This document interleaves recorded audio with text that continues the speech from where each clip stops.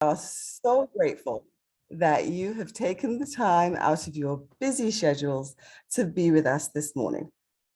And we have a morning packed full of exciting information for you.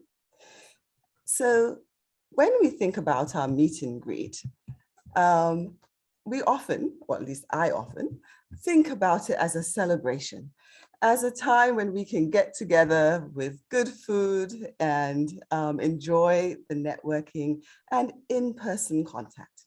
Well, of course, the pandemic has really put a pay to that particular plan, but it doesn't really stop us from still being able to acknowledge and encourage each other in regards to this research that has been conducted in Flint. We really want to acknowledge all of the hard work that went into launching the BCRA and to all of those who've conducted research. When we conceived of this many years ago, I don't think we really imagined just how much could be accomplished. And so we want to acknowledge all of that hard work. And then we want to encourage everyone that this is not the end. I know a very wise man once said that the end of a thing is better than the beginning, but this is really not the end. We are just reaching the point where all of these projects have been launched, and hopefully they will go on from strength to strength and make a difference to the lives of the residents in Flint. And so with that, this morning, we will, I'll just share a little bit about how the morning will run. We will start off very appropriately this morning with a spiritual awakening by Dr. Deloney, followed by introductory remarks by Kevin Weatherwax. We have the director of MICHR, Julie Lumeng, is with us this morning, and she will speak to us about MICHR's support. And then Tricia Pachowski will share with us about the BCRA mission and history. Following that, we'll go into the meat of the matter, which will be our study team presentations by those BCRA grantees who are returning, or who are new this year. And we'll have a stretch break, followed by the remainder of the study team presentations, who will be giving us updates on their work. We'll hear about our partnership dynamic assessment tool, which many of you have been involved in developing. And then we'll close the morning out with remarks from Dr. Vereen. And so with that, I'd like to invite you to enjoy the rest of this morning. Please interact through the chat, put your questions and comments in there. We really want to hear from you. We will have a poll and a Wordle where you can tell us your thoughts, but we definitely want this to be an interactive morning and as much as possible to celebrate our accomplishments and to encourage future work in this arena. So with that, I'm going to hand over to our first presentation for the morning, which will be our spiritual awakening from Dr. Deloney.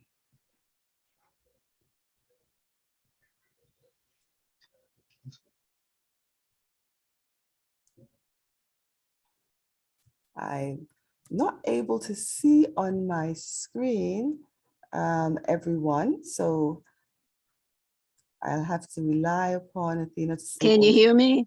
Ah, there we go. Yes, we can hear you. I was talking, but I was on mute. Good morning. I hope all of you are well. I'd like for you to take a couple of seconds.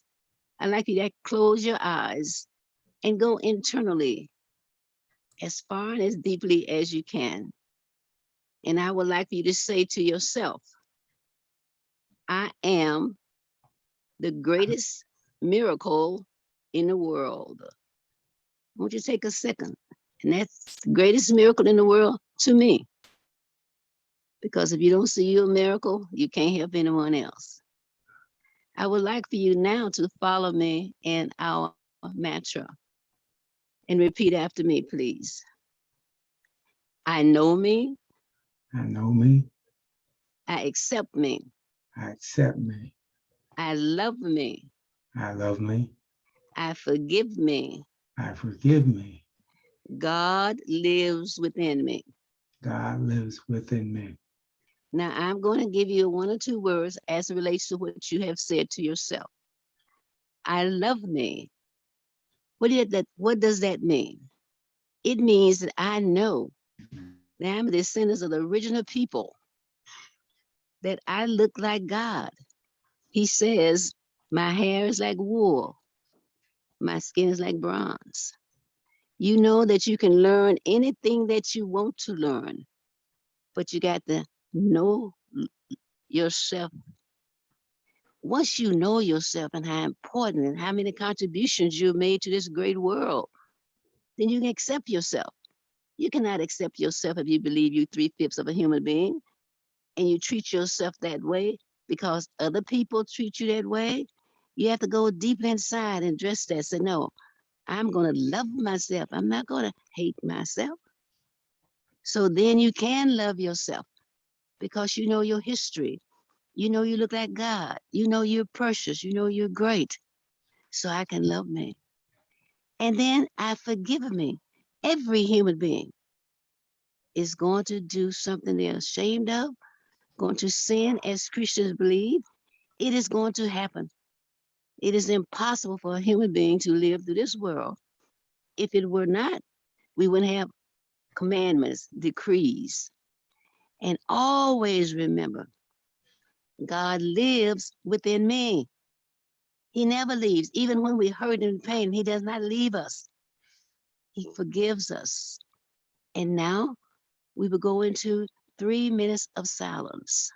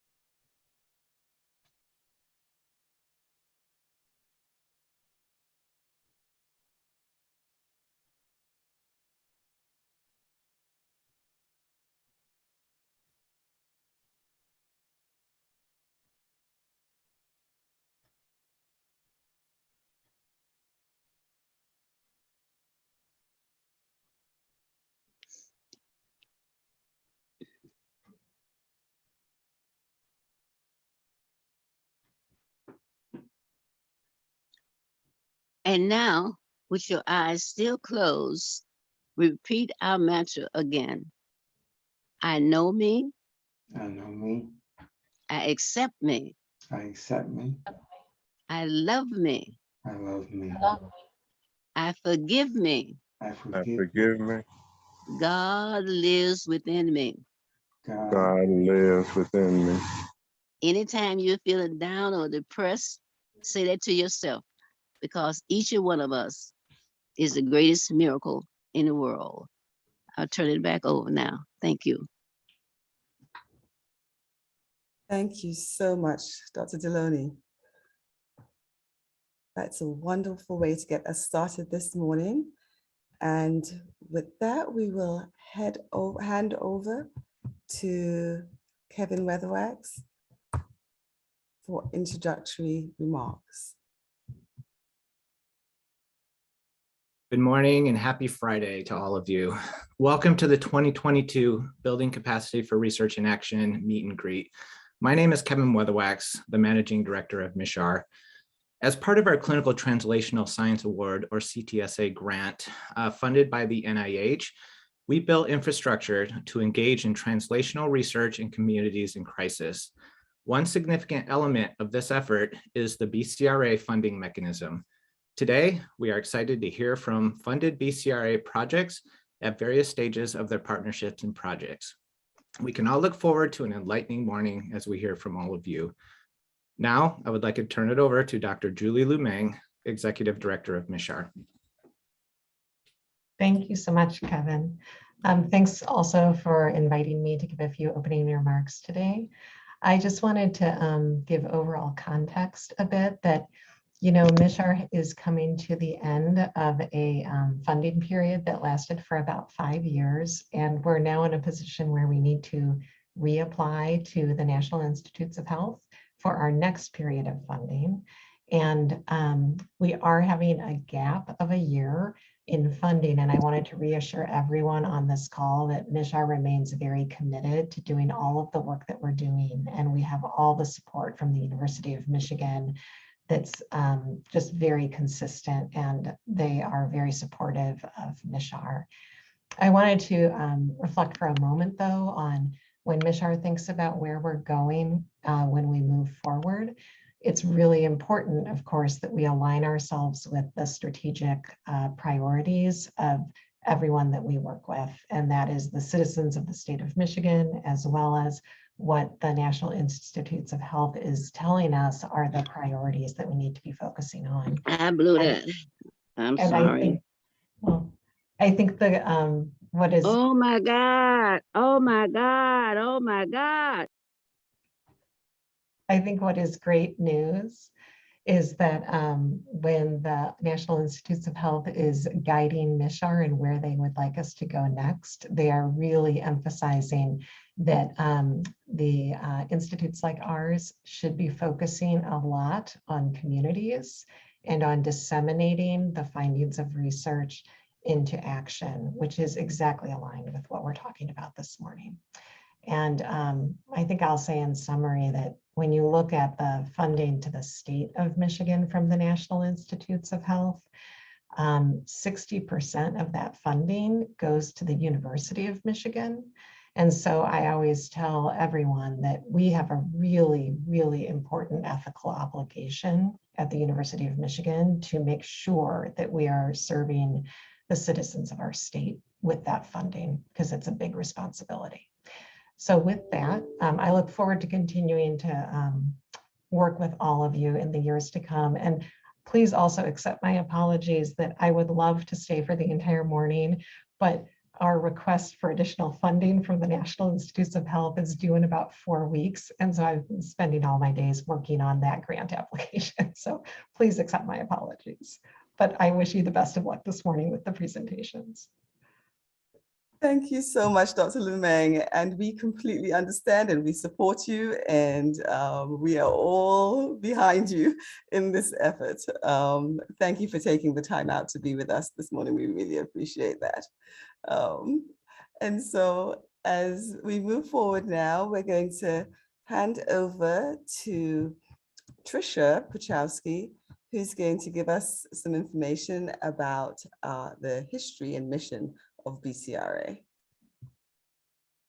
Thanks, Susan, and thanks to MICHR leadership for starting us off, and Dr. Deloney for that, just to remind us to love ourselves and be present for today. I know we're all coming. We have a busy morning. I'm at a wedding in St. Louis, so I also apologize I won't be able to stay, but hopefully I'll be here a little bit longer just to hear all the amazing work the funded projects have been doing over the last couple of years. I know some are new and some have been working for 2 years and 3 years. So I'll miss a little bit, but I'll be able to listen to the recording. So we can go to the next slide.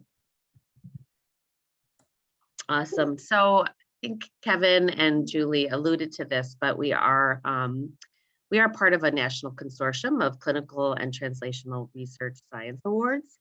There's over 50 of us across the country, and we work together to accelerate discoveries for better health.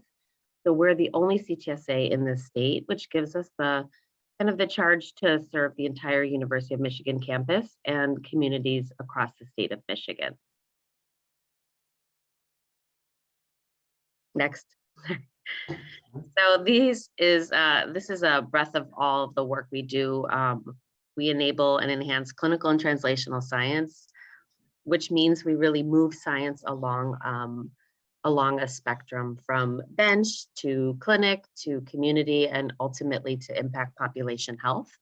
The services we offer are to educate researchers, both community and academics, to fund researchers like what we're going to hear about today, to connect researchers, for us, community and academics, around community identified health priorities, and really to support research studies in various ways.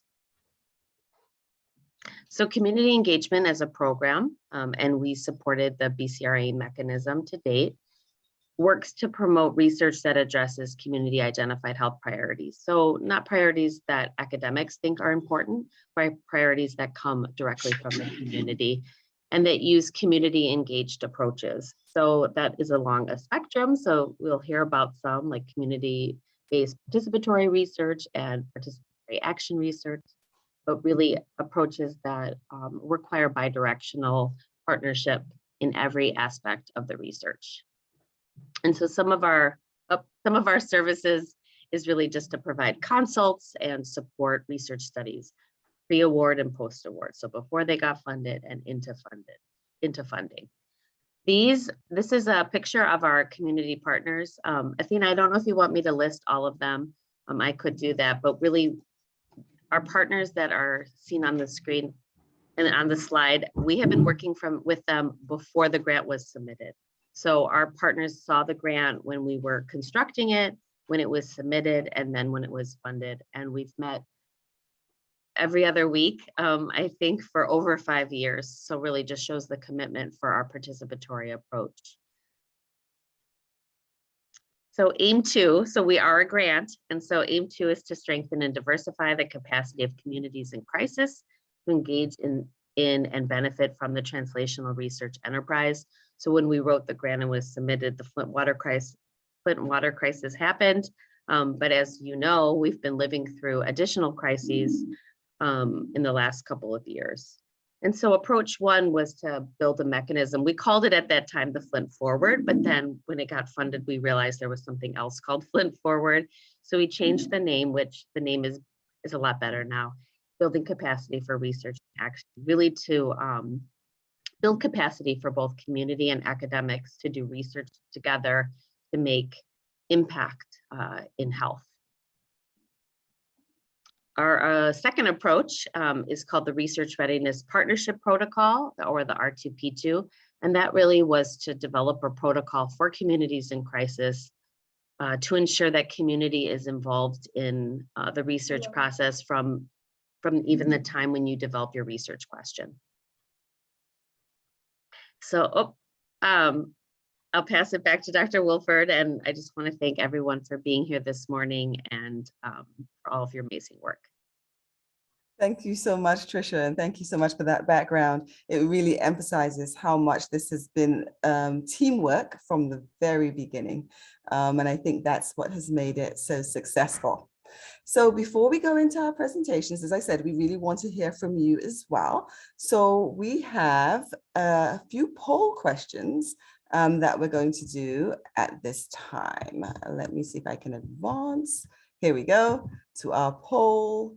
And our first poll question is, do you live, work, or worship in the city of Flint? And so here the poll is up. Everybody should be able to answer it. Let's see. Ooh.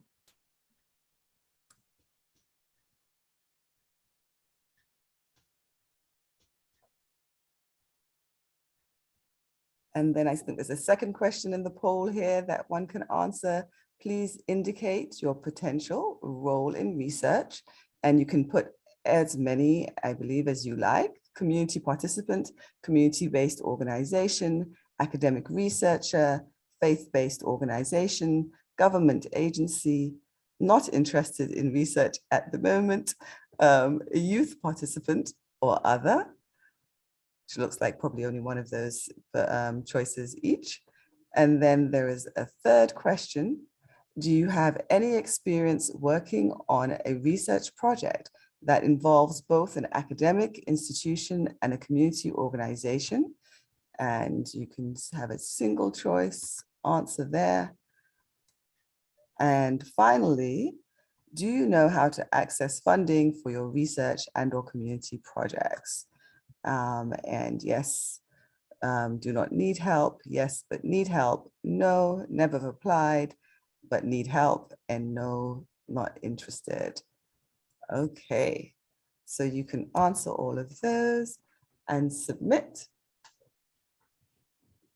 And then I believe Athena is going to show us the answer once, or the responses, once they've all come in. Does it seem like we have most responses, Athena? We have about 70%, Susan. Okay, everyone who can, we'll give it 10, 9, 8, 7, 6, 5, 4, 3, 2, 1. Okay, let's put up our responses, see what we have. So we have, it looks like about half of us live, work, or worship in Flint, and about a little over half are supporters of Flint. So that's an excellent breakdown there. It shows the interest in the work in Flint. And hopefully you can also see, I hope everybody can see the responses here to the poll. And we have a nice split between academic researchers and community-based researchers and community organizations. That's wonderful. Nice spread there. And do you have any experience working on research projects that involve both academic partners and community? We're all in partnerships. That's phenomenal. And do you know how to access funding? So a lot of people do, but a lot of people would, I think, like, more funding is always better. Okay, so thank you so much for participating in that poll. We'll have a Wordle as we move forward so that we can hear a little bit more about your thoughts. And so we have reached the time where we're going to move into our presentations from the research teams. Again, I'd like to welcome you all, those who may have joined after the beginning. My name is Susan Wolfe, and I'm a general pediatrician who is blessed to be part of the Community Engaged program at MICHR and to work with the leadership that have given us greetings this morning. And with Athena, I said that in this, the kind of party this is this morning is an acknowledge and encourage party. And we have to acknowledge all of the work that Athena has done in leading out in this BCRA effort. I know that many of you have been contacted by her on a regular basis to make sure you had what you needed, and she's put together these meet and greet programs and has really been the engine behind our success. And so I want to thank her immensely for her work on this and hand over to her now as we move into the presentations. Athena? Thank you so much, Billy, Kevin, and Dr. Deloney. And thank you all for coming this morning. No matter where you are in the world, it's time to celebrate and be thankful for the little things that we've been able to accomplish leading up to even those larger things. As Susan alluded, we have tons of information. As the slides were coming in from each study team, I was overwhelmed by the amount of impact you all are making in the community. So without further delay, for those who are participants, our study teams, we have about 13 presenting over the next 2 hours.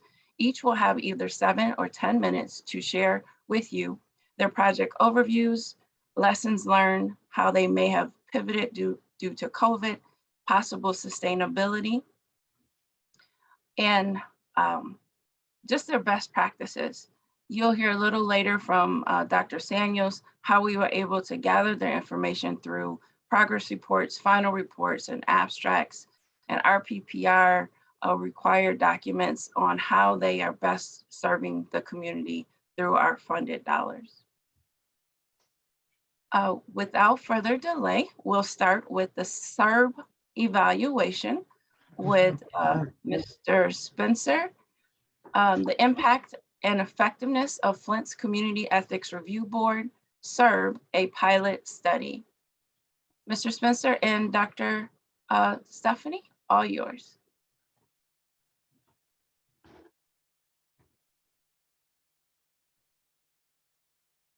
Can you see the shared screen? Yes.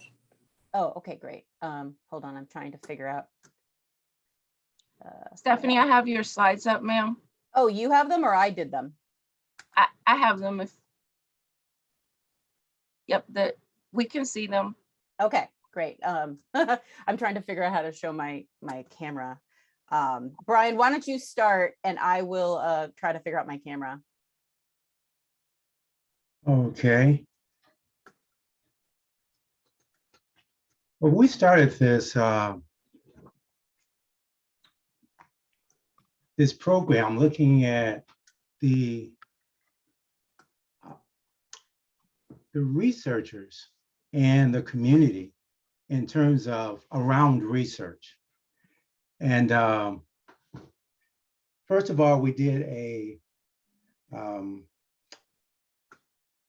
there we go. qualtrics with the researchers, and we asked for feedback, as you can see, about experiences with the SERB, which is a Community Ethics Review Board.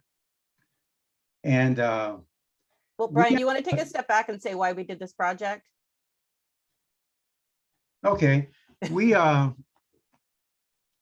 been working with the Community Ethics Review Board, and they're looking at doing an evaluation of their connection in the community. Now, this is with the researchers coming into the community, but also the community itself. And they wanted to see what type of effect or what was going on in terms of the community itself in research, and what effect this process was having on the researchers in terms of going through the SERB board, going through the SERB evaluation itself, with the reviews of the researchers coming in, talking about their program. We wanted to see what benefit they were getting, the researchers themselves, and how was this translating to the community, and how the community was connecting or not connecting with the SERB, and what needed to happen there for them to get a better idea of what the SERB was doing and how they could better represent the desires, the voices of the people in the community. Okay, so we divided the study into really two parts. The first part, as Brian said, was an anonymous survey with the researchers who have gone through Flint SERB, asking them for feedback about their experiences, getting a better snapshot of when and why they came to the SERB. We are in the middle of analyzing this. We haven't gotten our final results, but we had 25 respondents. Most of the responses about their experiences with the SERB were really positive. We did a kind of question in our survey about how much engagement you had prior to the SERB and after, and there was a very substantive shift. So either people were already doing a lot of engagement, or if they were doing less, they were now doing more. And researchers appreciated input into recruitment, participant-facing documents, and aligning with the values and priorities of the community, which we were really happy to see because that really is some of the explicit goals of the SERB. We did get some suggestions for improvement. Two of the most kind of, that we heard the most. One was just kind of in terms of their process. They really appreciated the feedback, but they said it was mostly informal and oral, and they really wanted some more written feedback that they could take with them, and maybe even continuous feedback as the project goes further. And then the other input that the researchers had was when they wanted more diverse representation on the SERB, we explicitly heard about, representation to help them do research with immigrant communities and other communities that might not have as much representation on the SERB. And then Brian will talk about the focus groups. Let's go to the next slide.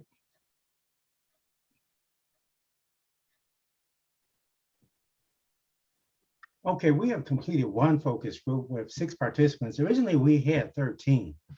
And so we had the day of the focus group, only 6 responded, but we found out that that wasn't a problem because the participants had a lot to say. Now, we did this for an hour. We could have went 2. We actually had to stop because they just had so much to say, which is what we wanted anyway. That was, we go on later, I'm going to talk about some adaptations that we had done. And that was one of them, is just recognizing that, hey, it's not really so much about numbers, it's about participation. And what we were getting was very beneficial. Now we're doing another one tomorrow. We have 7 that have signed up for it. And we have another one in process that we're putting together. Now we had no analysis yet, but as I mentioned earlier, the discussion was tremendous. A lot of participation. There's a lot of heartfelt things from the community as to what they feel about what's going on with research in their community. Now, again, you say preliminary themes.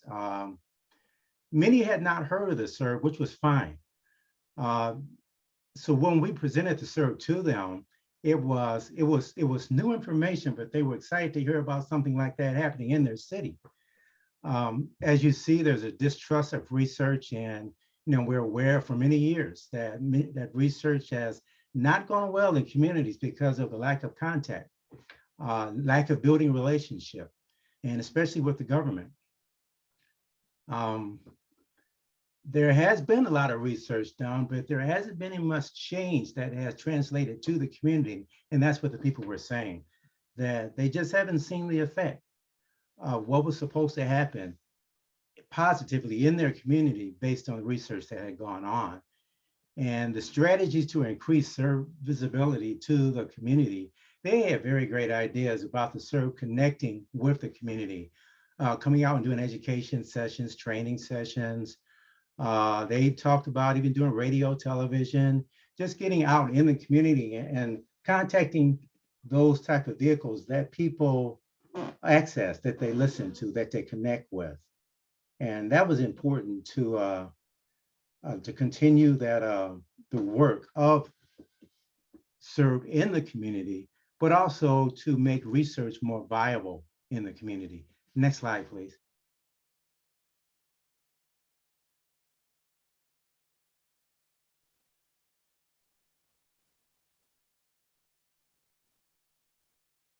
I don't know who's controlling the slides. Is it me? I have the slides advanced, but I think someone else has the slides. Oh, okay. Okay. Well, I'll start talking. Lessons learned, because we don't have a whole lot of time. So a lot of our lessons we learned were about recruitment. We had a lot of struggles with recruitment, not surprisingly. So we had to pivot quite quickly when we found that certain recruitment strategies were not working. We initially were basing our recruitment on a community survey that Brian and the SERB had done with the community prior to this project, where we asked people if they'd be willing to be in focus groups. And we didn't have a lot of success going back to those people and saying, will you be in focus groups? So we changed our mode of contact to being more personal, being more direct, going through organizations. We also shifted from email to doing more phone and text. And then also with the investigator survey, we got a list from the SERB of people of investigators who'd used the SERB, and we contacted them and asked them if they do this survey. And we got very few responses. But of course, when we had the SERB go straight to them and say, this is anonymous, we won't know what you say, but would you do this for us? We got a lot more respondents. Brian, can you see the slides? Yes, I can. Oh, okay, go ahead. Do you want to do the next one? Okay, partnership strengths and challenges. Please go forward. Oh, no, I wasn't there yet. So we're still in recruitment. Personal contacts and connections are crucial. We also found out that we need to recruit more people than we need. For the focus groups, we actually try to recruit twice as many people as we need, because a lot of people don't show up. And phone works better. And virtual focus groups are in some ways easier and in some ways harder. I think everyone's had that experience. Yeah, now you can talk about partnership strengths and challenges. Okay, let me go back to approaches real quick. Yeah. We have that designated. Adaptation is really important. Being able to adapt to what the community needs. I mean, you have some people who don't use mobile phones, they use landline. And we wanted to contact people on text, but we couldn't because they didn't have text. So responding to that and making calls, making phone calls, if there were changes that they needed to have happen because they couldn't participate this week, but maybe another week, stay in contact with me. We found that was important too, to just remain connected, to continue to build those relationships. Okay, let's go to the next one. So strengths and challenges, our partnership, I mean, speaking for myself, but I hope hopefully also for Brian, we got along really well. Most of our challenges have been about bridging the academic and community environments, honestly, like logistics, bureaucracy, getting payments to go through and invoices, IRB approvals, those types of things. And we found that staying in contact was really helpful. Brian, did you want to add anything? Because we're about out of time. Yeah, I would like to echo that we did get along very well. Something I noticed in our relationship, listening was so important, listening to one another. Because we are, we've been virtual the whole time and we've been in different places. And I know for me, the personal contact, I really like that. So we can't have that. So it's virtual. So it was important to just keep talking, to keep interacting. And we built a relationship from that, and it built a very good, interactive relationship. And I thought that was very good. And I found that that's important going forward with the academics also, academic and the systems, that it's also important to maintain contact across the board, connections with everyone. Find that works better with everyone. Just everyone staying in contact. Yeah, and we can answer questions. We're out of time, so we'll answer questions about local and broader impacts in the Q&A if that will work, because I want to make sure everyone else has time to present. Thank you, Mr. Spencer and Stephanie. We will add those questions, and we can always bring your slides back up when we talk about the impact of your project. Next up, we have, excuse me, Dr. Gwendolyn McMillan and Pastor Manning talking about child literacy. The project's title is I Read, I Lead, I Succeed Reading Initiative. Dr. Gwen? Yes, thank you, Sister Athena, and thank you for your patience and all the hard work that you've been doing to support us. I would like to first of all introduce our team. We have Pastor Manning and Minister Mildred Dorsey Bell here. If you would just unmute and introduce yourselves. Good morning. My name is Mildred, Reverend Mildred Dorsey Bell, and I'm enthused and excited about being here and being a part of this group. Thank you, Minister Mildred. Is President Manning here? Dr. Mcneil, President Manning is in another meeting. He's in and out. So Okay. he should be on in a few minutes. Well, we welcome you. This is Queen Bee, affectionately called Queen Bee. She is the First Lady of our Wolverine Missionary Baptist State Convention. So you can put up hearts for her and claps and all that kind of thing. You know how we do it in church. All right, thank you, Queen. We also have, Yes, ma'am.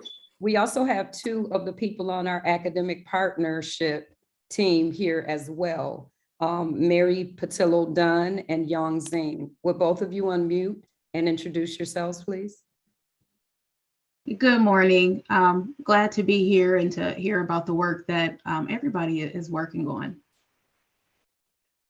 Thank you, Mary.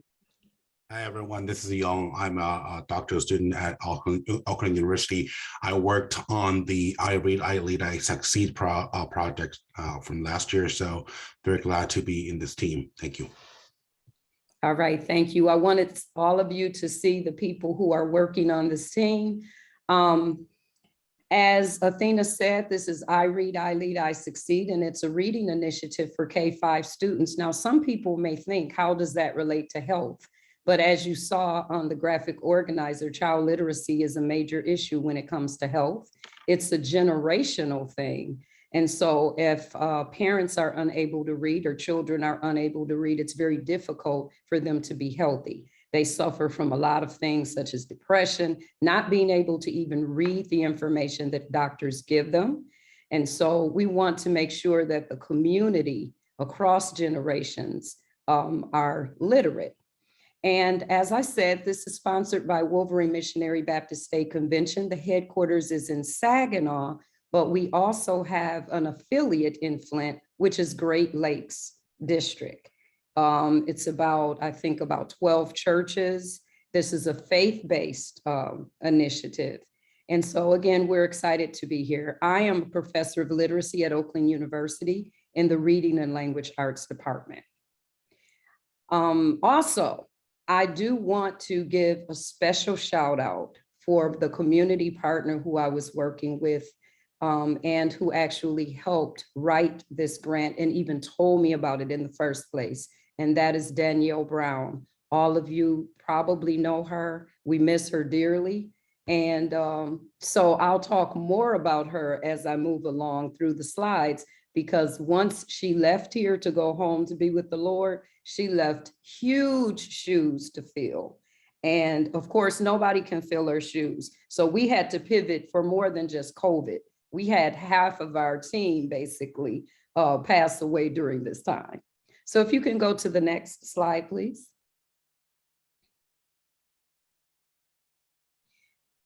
Concerning the project overview, initially we started off wanting to develop programs and work with faith-based organizations, especially various churches in the Flint area, to provide support, academic support, teach parents how to teach their own children, train the volunteers in the program.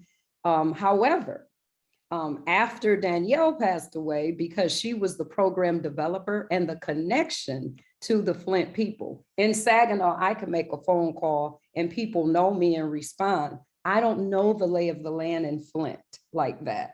So once we lost Danielle, we had to really pivot. And I thought about something that she said to me lovingly and told me, hey, Doc, if you stick with the academics, you can support other programs that are already established rather than trying to establish programs. So we pivoted from trying to create to being of support to those that are already established. So during that time, I have contacted multiple organizations, multiple people offering training, offering the materials that we have.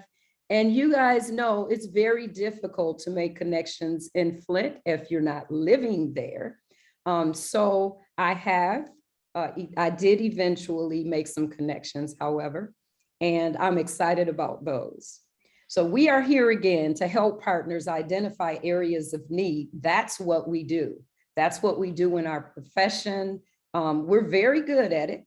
And it's basically data-based. So even some of you who are here today, if you're looking for someone to support what you're already doing and bring in the academic side, we're able to do that. We do the training again for the volunteers. We don't want to work with trying to recruit the volunteers. You already have them. So we will train them and teach them how the Read, Lead, Succeed program works. One of the things that we've done is data shows that fluency and comprehension are two of the main areas that our K-5 students struggle with across the board. And in Michigan, in case you didn't know, more than 90% of our fourth grade African-American students read below proficiency level. And so what we do is we take a look at whatever it is that you're doing and create instructional practices and train the volunteers to be able to do that.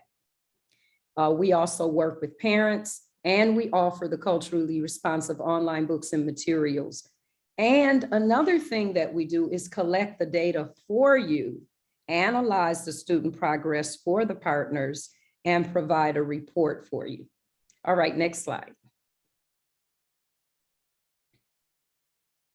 Lessons learned. Oh boy, did we learn some lessons. It's very difficult for community partners to actually accept free services and products.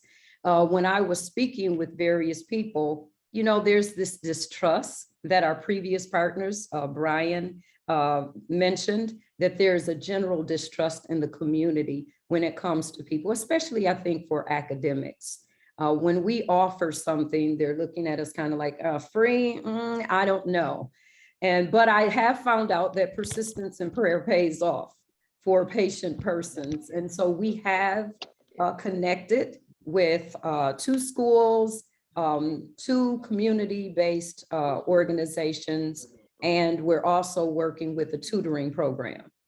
And I also learned in this process, don't hesitate to begin with the familiar.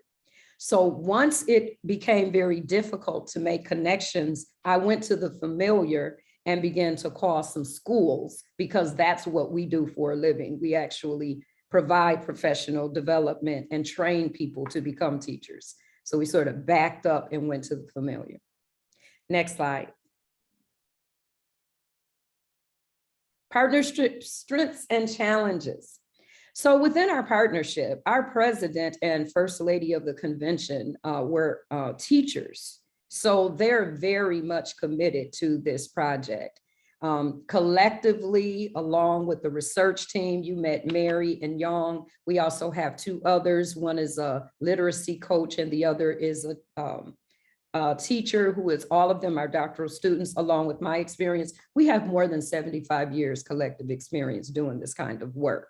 We're passionate and sincere. This is very unique because it's a faith-based approach. We're working with an organization that is statewide. The Wolverine State Missionary Baptist Convention has approximately 150 churches across the state, including Flint.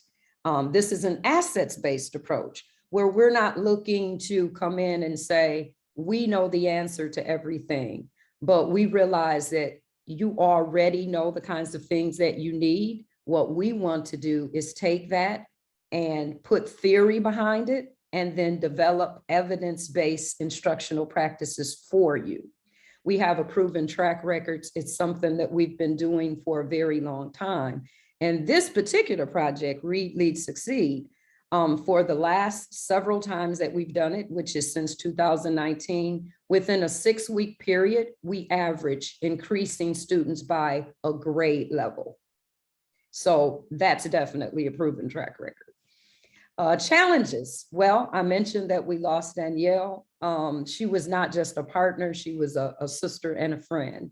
And so that took a big bite out of us. We had to collect ourselves and move forward. Despite that, we knew that she would want us to do it. We had to regroup and redirect. Initially, when Danielle and I submitted this grant proposal, we had planned on doing everything face-to-face. So we had to switch, move to all online work. And we were blessed to have Yang join the team, who is getting a doctoral degree in digital literacy. So wow, God just put things together and we're moving forward. We're excited about that. And one of the challenges, as I said previously, is that I don't know the political landscape of Flint. I do know the church side, but I didn't know the literacy development community partnership side. And so I leaned heavily on Danielle for that. And, but I'm learning because the partners who we have taken us by the hand and they're sort of teaching us how it works. And again, as an academic partner, I do realize that there are many people, and if any of you are some of those people who need an academic partner to do the kinds of things that we provide, then please don't hesitate to contact us because we're still looking for someone else. All right, next slide. Thank you, Dr. Mcneil. We're at time, and during the panel, if you could share your impact, we'd greatly appreciate it. Okay, great. Thank you. Thank you so much.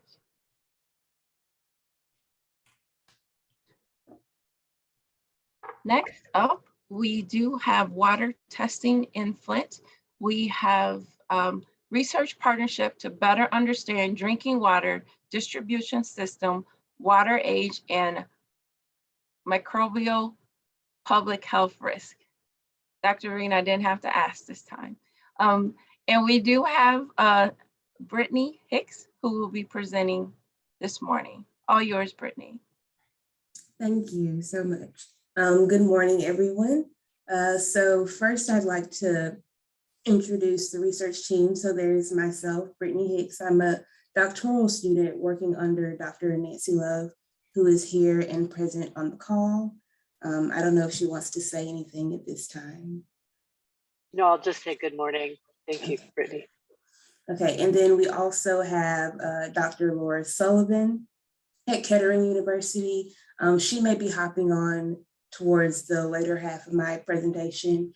And then we also have Dr. Lawrence Reynolds and Dr. Sean McMurray. And unfortunately, they have conflicting meetings at this time. So I want to jump right in. So our project is about understanding drinking water systems and microbial public health risks. And our priorities very much align with what what was brought forward earlier when MICHR was talking about the history. We really want to conduct this work under the lens of establishing trust, understanding how to communicate and information sharing. The work that we're doing is connected to health outcomes because we're looking at water and potential risks to public health. And we're also facilitating a community-wide research agenda by having the community be involved in this process because we want a community-based system for public health, very much separating out academics being the priority and making sure that residents take priority in how this work is conducted. So moving forward to the next slide, what ultimately are we doing? What is the goal of our work? And when we talk about water age, what essentially does that mean? And so water age is essentially the amount of time water remains in the system. And so you typically want your water age to be below 3 days. And if the water is in the system for a longer period of time, it can lead to degradation of your chlorine residual, and the potential for water quality deterioration is higher. And that is directly linked to health because of the type of pathogens that could potentially grow. And so with our work, we're organizing this through a community engagement lens because we want the community to be engaged in our water sampling effort, in the choices as far as where we choose to sample. And then we want our results to be directly of interest to residents and shared with them so that they have an understanding of what we're finding throughout this process. And so a part of this work is specifically around laboratory science and scientific exploration, where we have isolated certain pathogens from Flint in previous work. And so what we want to do is, during our sampling effort, use carbon from those locations to see if the pathogens are better able to grow from carbon with higher water ages, so water that's been in the system longer, versus carbon with lower water age. And essentially, when we can identify differences in the growth patterns from high water age compared to low water age, that can give us information as to where monitoring might need to happen more regularly in the city, where the potential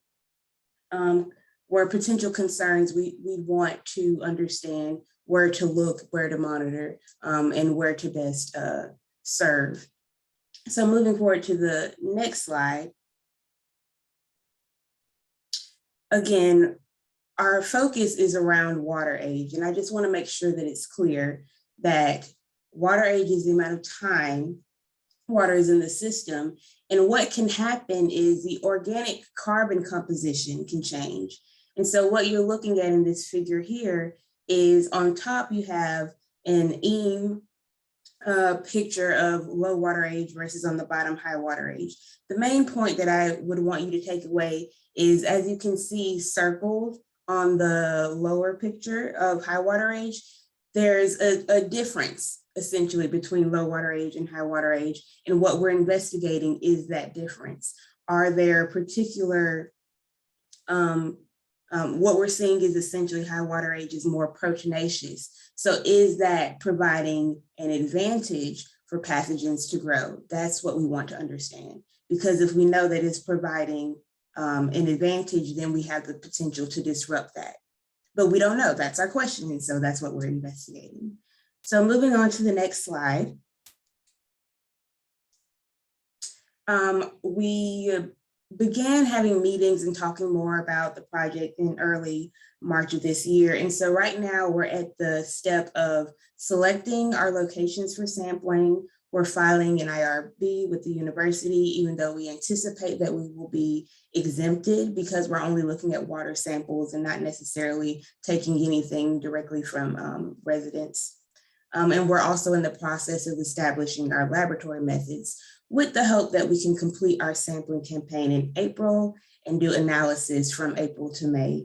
And we want to make sure by May we have a finalized structure of how we're presenting the information to residents and an informed consent type of overall activity so that they're aware of where we are at in our process.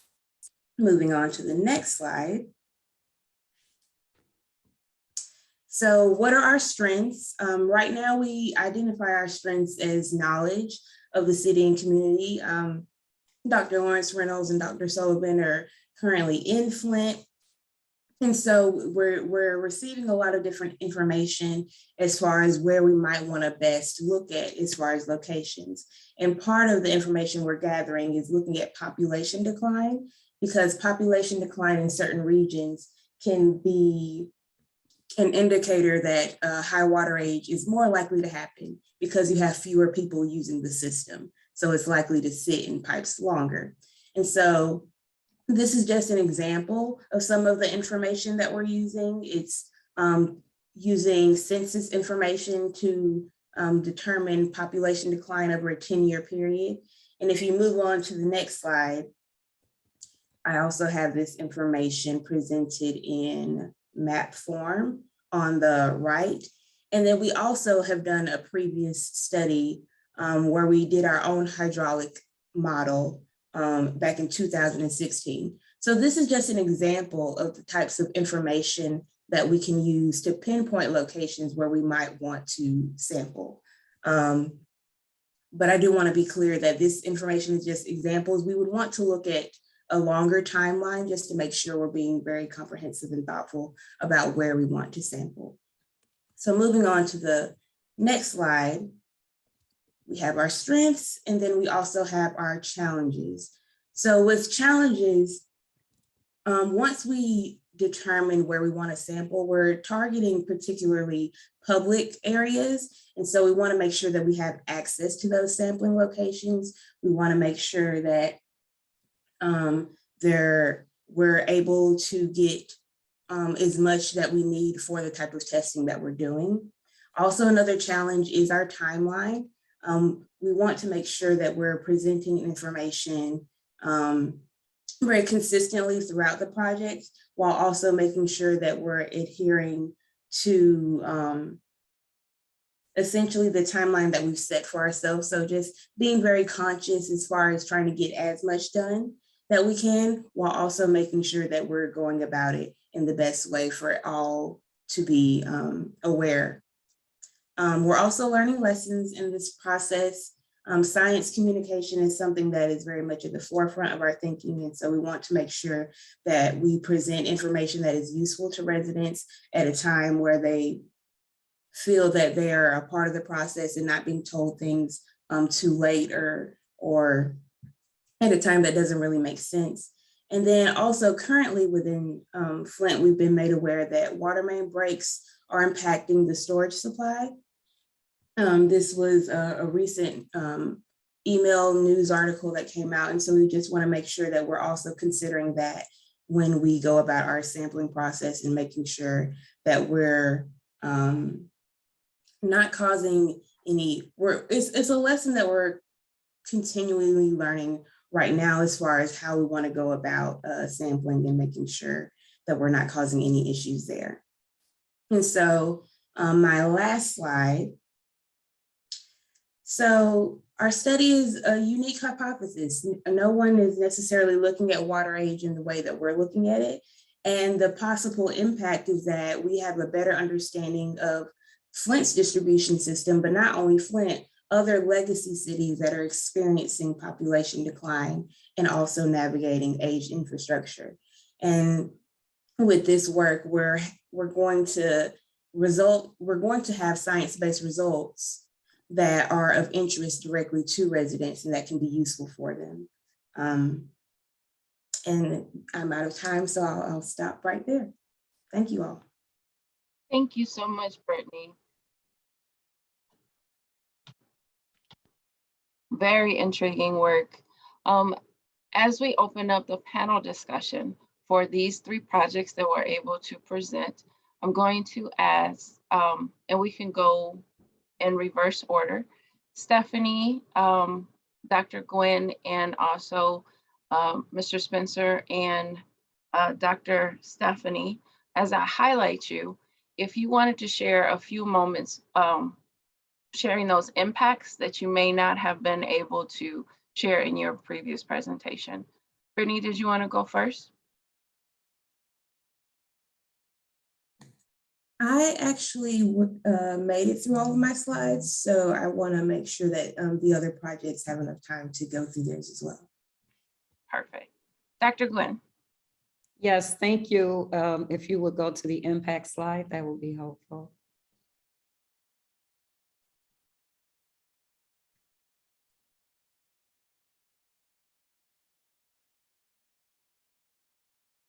Are you going to be able to pull it up, or should I just go forward?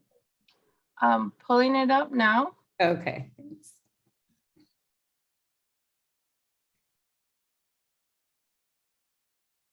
Are you able to see it, ma'am? Yes, thank you so much, Sister Athena. So potential impact for our project is 100+ K-8 students and their families if community partners follow through. Now we have 2 who have already definitely signed up, and we have 2 in the wings. Some various things have happened, and we're thinking that they will come through within the next couple weeks. And the way that we look at it is anytime a student is impacted by what we do, we include their entire family, because we're working directly with parents to make sure that they know how to do what we're recommending for the volunteers concerning the students. Next slide.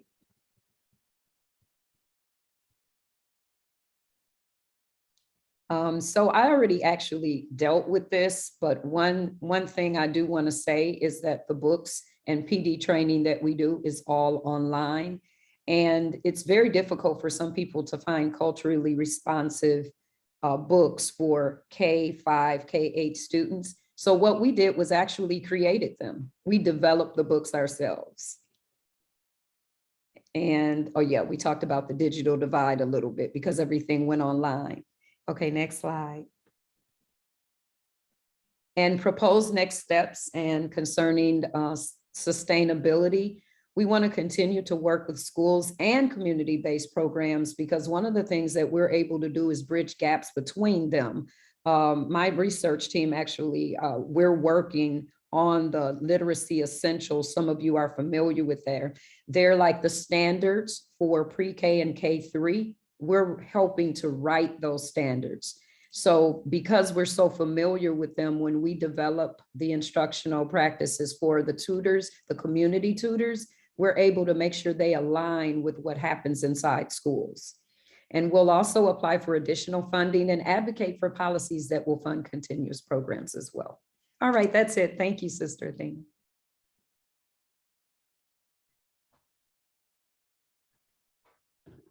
Thank you, ma'am.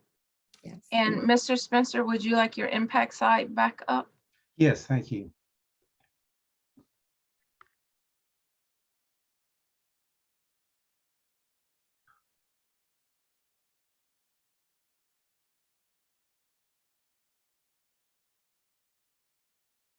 Are you able to see it? Okay, yes, I see it. Impact and next step. Yeah, let me have the next slide, please. Thank you. Now, on local impacts for especially next steps, I wanted to focus on that. We wanted to present our results to the CERB, the Community Ethics Review Board, and for them to look at it and see how they can become a bigger fixture in the Flint community. Because what they do is very important. They kind of stand in proxy for the community and talking with the researchers. And having that voice from the community is very important. So we want to get these results to them so they can better evaluate what they're doing and do a better job really in connecting with the community. Because that's what needs to happen in the greater picture of things, that we really want the community to be more represented and involved. You want me to do the broader impact? Yeah. So from the researcher perspective, we also think this is a really interesting and helpful project because I've been to a lot of community campus partnerships for health and other conferences, and a lot of people want data on CABs, how they work, the impact they make, the quality added. And so our model of doing this, we really hope we can share not just the results of how well and what works for the CERB, but also to help other CABs, hopefully throughout the country, know how to better engage and serve as a gatekeeper and a representative for people in their community to shape research. And also the strategies that we're generating from both the researchers and the community to help use those strategies to help other CABs to better represent the diversity of the communities where they are situated, and also to help better serve the researchers, to incentivize really researchers to go and use them, whether they're mandated to or not, to see the value added. So hopefully with publications, at open access especially, we really want to make sure people in the community who don't maybe have financial access to journals are able to get access to these things to make CABs a better part of this process of community engagement and to serve a primary role, which we hope and think they can. And that's it. Okay. Unless you want to add anything, Brian. I mean, that's it. Awesome. So I will stop sharing. And for our first three presenters or project teams, I have one question. We have about 8 minutes now for the Q&A. If there's any questions that you have specifically for these research teams, please add them in the chat and we will address those as well. But I have one to get us started. So we've been collecting best practices during this mechanism. And what do you wish you would have known that you didn't about community engaged research when you started this effort?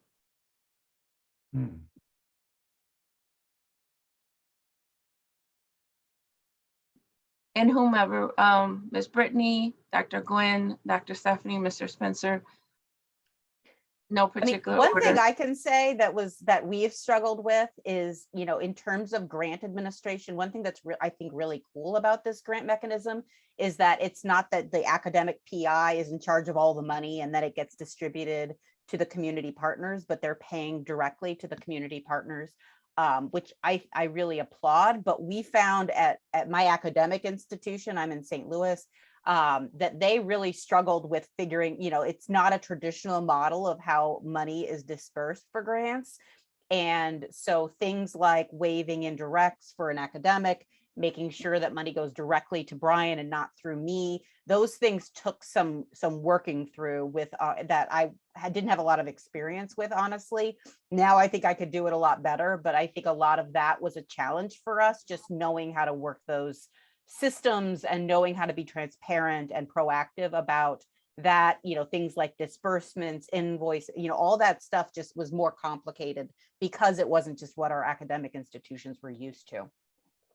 Yeah, I echo that. I think that because I was connecting with the community, I wanted to make sure they were informed of everything. So if they did focus groups and I told them they were going to get paid, for doing that, I wanted to give them a timeline for that.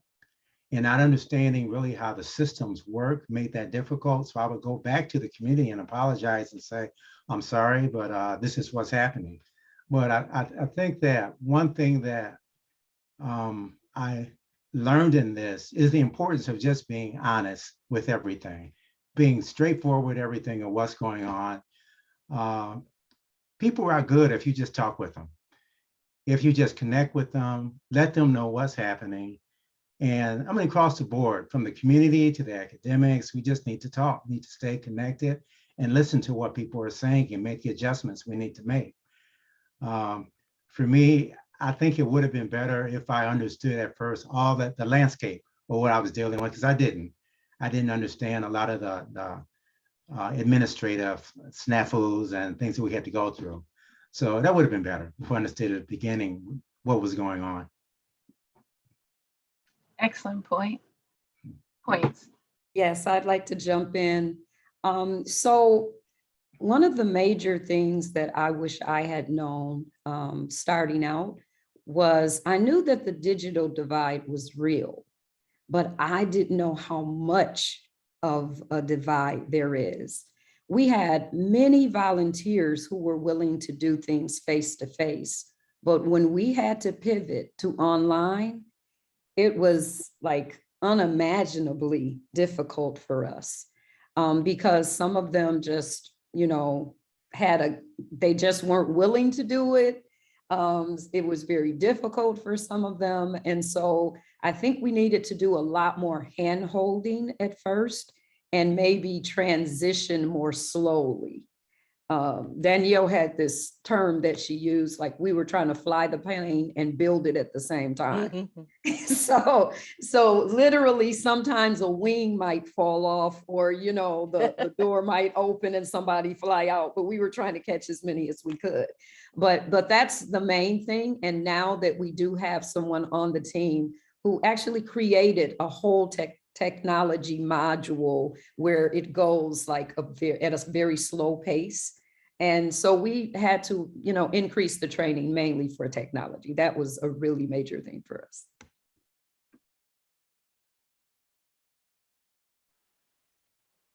Dr. Love, did you want to share? Yes, I can speak to our team on behalf of Brittany and the others. One of the things that has been really, I assume everybody can imagine that anything related to water in Flint is a very sensitive topic and really needs to be, transparent. And so right now, as we're launching the project, there are multiple things happening in the water system.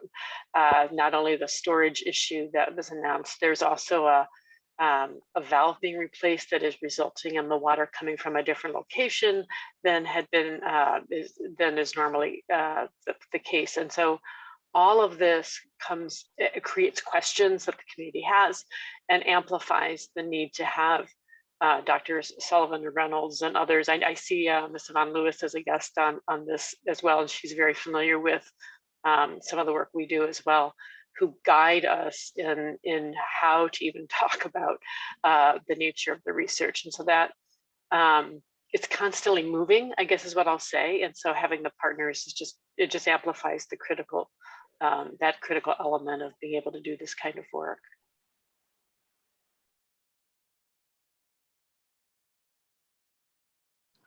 Awesome. One more quick question as we pivot into a facilitated break, stretch break. Most of you shared about your COVID pivot. Is there one or two things that you would want to just highlight as best practices for other study teams as they move forward, as we move towards the endemic?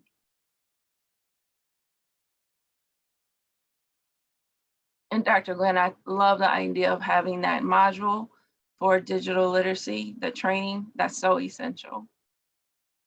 Yeah, I mean, we found it interesting because I think in certain ways the digital divide has gotten better because so many people, telemedicine, people have had to pivot in very different aspects of their lives.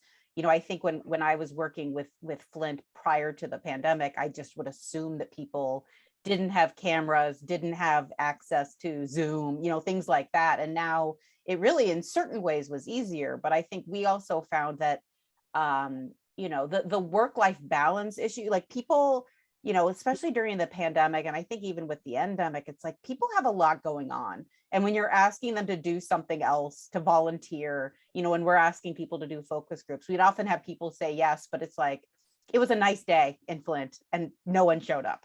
And, like we wanted to be frustrated, but it's like, you know what, enjoy a nice day. Like we're all just trying to survive right now and psychologically and otherwise. And I think that really understanding how many things people have on their plate, both both kind of emotionally and in real life, and knowing that, besides technology, I also think acknowledging that like, this has just been a crazy time and a horrible time. And research is important to us, but there's other things that are really important to people, and figuring out how to kind of work with that instead of just kind of fighting against it was something that we talked about a bit.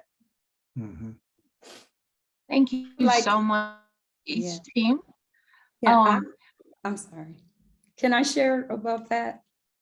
Yes, ma'am. Yes. So I would just like to say that one of the things that we learned, we already know that it's important to share, but in this particular case, it became even more important. So as far as the technology module is concerned, if somebody else needs something like that, we're more than willing to share what we have. Young is getting ready to get his PhD in digital literacy. So to have somebody like that available to people in your various projects is a phenomenal thing. Let us know if we can be of help. And so I found that it's wonderful when somebody else helps. I've already had a few people hit me up in the chat privately and say, hey, call me. I need you to contact me on what you're doing. I can help. And so helping and sharing is something that, rather than competing, because we're all in this together. Absolutely. Wise words. We are so excited about your projects and moving forward and the impact they've made in the community. We have the opportunity to diffuse again. We have a specialist. You know how we do it in the big blue. We have a facilitated stretch break. Ms. Colleen Green is a senior wellness coordinator, and we will turn it over to her. We'll have a 10-minute stretch break. If you need to get up, have a bio break. We'll be reconvening in about 10 minutes. And give me one second, Ms. Colleen. Yeah, thank you. So I just wanted to let folks know, if you want, if it makes it easier for you, you can always do the speaker view if that helps you. If you like to keep your camera on, that's great. If you want to turn it off, that's okay too. I'd like folks to, if you're able to, go ahead and stand up for this. If you're not able to, that's okay, because you can also do it seating. But I'm going to go ahead and stand up for our stretch break. And I'm going to tilt my camera down because what we're going to do is we're going to hinge at the hips right now. And we're going to bend our knees a little bit. We're just going to come on over. Stretch, stretch, stretch, stretch. Just down to where you feel discomfort, okay? Doesn't matter if you touch your knees or your shins or your toes or the floor. Just kind of go to your point of discomfort and hold on. And then come on back up. Good. Now we're going to put our legs wide, okay? As wide as you feel comfortable. Okay, we're going to come with our palms down, fingers pointing behind us, and we're going to walk our hands through and underneath. You're going to feel this on the inside upper part of your legs. That's called your adductor, and that's where you're going to feel this stretch. Stretch. Continue to breathe through, and that sounds really silly to remind people to breathe, but when people stretch, they do tend to hold their breath. Okay, so we want you to breathe on through. Good. Hopefully this feels good for you. Okay, come on back up. Now you can do one of two things on this next thing. You can either grab just above the ankle, or if you're not able to do that or don't want to, you can put a foot on a chair. Okay, and we're going to push the hip forward. This is going to give us a nice quad stretch. Okay. Another area that tightens up while we sit a lot. And as we go through, just kind of take some time for low mind-body awareness. Feel how good this feels, right? Let's go ahead and switch to the other foot. We're trying to get folks to move more throughout the day, right? Here's the stretch here. Good. You want to hold your stretches for about 15 seconds. Let's say a minimum of 15. Good. Keep breathing through. Okay, now we're going to do a little bit of some upper body stretches. Let's lace our hands together in front, push out. I'm going to do this from the side so you can see. Push out, push your back out into C, shoulder blades down. Oh, that feels good. I had a workout this morning and this feels extra good, this stretching. Yes. Good. And up. Okay, we're going to put our arms out, but I want you to see, so hands are going to be like this, thumbs up, arms out to the side, and let's pull back. You're going to feel this in your pecs and upper chest there. This is a great stretch to do, especially as most of us work with our hands, in front of us every day, on the computer, in a lab, whatever it might be. So this is a great stretch for that. Keep breathing through. Good. Now forward, thumbs down this time, pull back and slightly up, and you should feel this in your biceps. Good, and again, mind-body awareness, how good is this making you feel? And you notice as you go through, oh, that part of my body is tight and I didn't even recognize it. And relax, let's go one arm across, look that way. So if your right arm is across, look right, and if your left arm is across, look left. You should feel this in your shoulder or deltoid area. Keep breathing through.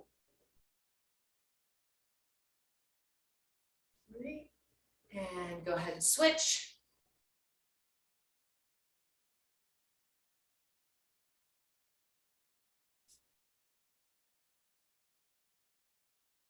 Okay, we're going to do one more stretch standing and then we'll do a stretch sitting as well. So let's just reach up and across your body, and you're going to feel a nice stretch here in the obliques and maybe down to the hip. That feels good.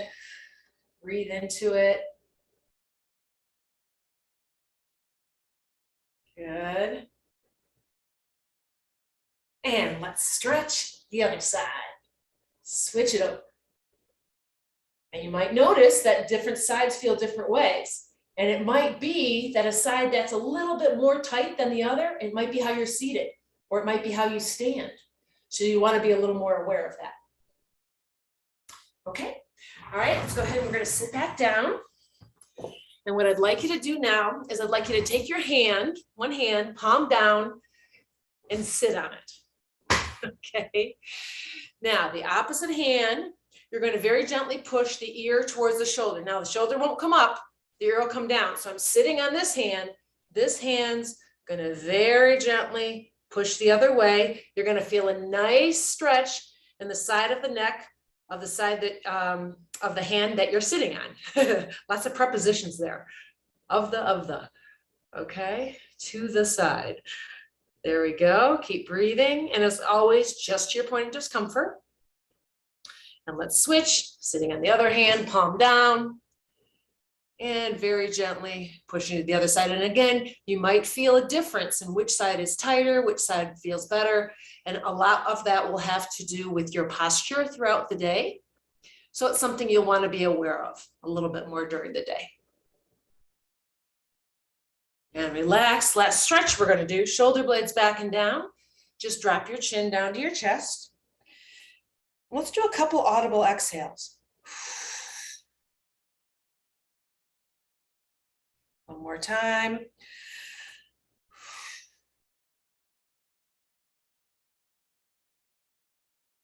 And head up.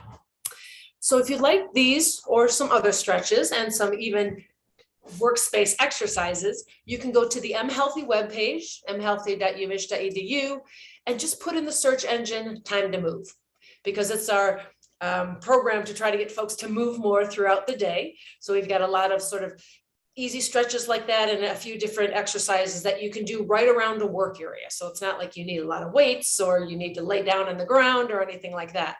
But if you have any questions, let me know. But again, it's just I'm healthy, hoping that we can get you to move a little bit more throughout the day. Does anyone have any questions? Can you share that website, Colleen? Absolutely.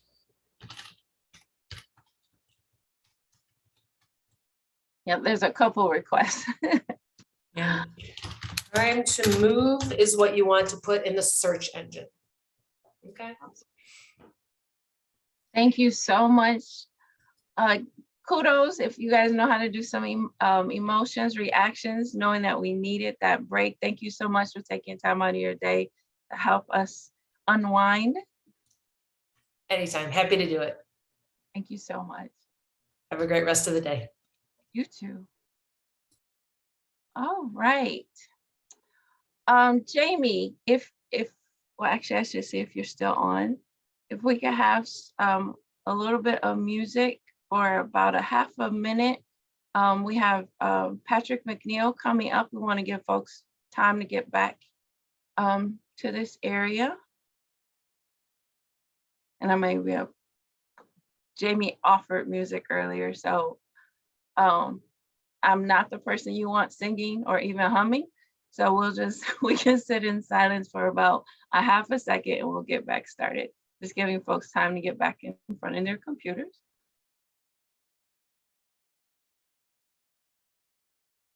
Mr. Mcneil, are you with us? I am. All right. You running the show, right? Yes, sir. Thank you. Next up, we have the exchange. This is a collaborative effort with the community and University of Michigan Flint. Mr. Mcneil, it's all yours. Thank you folks so much. Really appreciate the opportunity to come back and share a little bit about what we've been doing. My partners in this endeavor have been Professor Todd Womack from the University of Michigan Flint and Willie Smith, a community activist here as well. Let's go.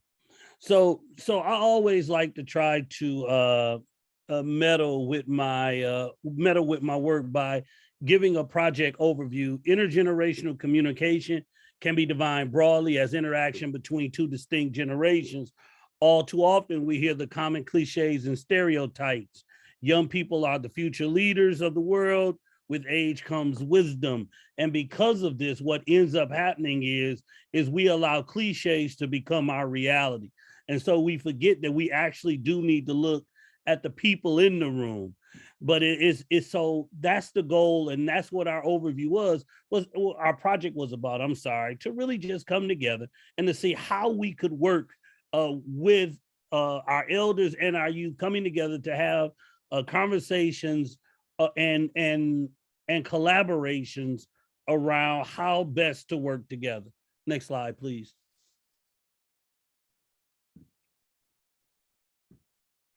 Again, our project partners was West Pulaski Street Block Club, North Flint Neighborhood Action Council, U of M Flint School of Social Work, and residents from North Flint. Next slide. So our goal was to study and examine intergenerational communication and self-disclosure attempts made by members of the younger population and the older population through what we call learn by doing projects. We are of the belief that community is best done when they are prepared to do the work, so that when the organization or the dollars leave the community, the wisdom gets to stay. And so we do these projects called learn by doing projects in an effort to raise up the ability of normal block clubs, neighborhood associations, and other groups to do the work with us and be able to do the work without us. I always like to start my conversation with a point to ponder. And our point to ponder on this one is, I think you got to hit it again. There we go. Each generation imagines itself to be more intelligent than the one that went before it and wiser than the one that comes after it.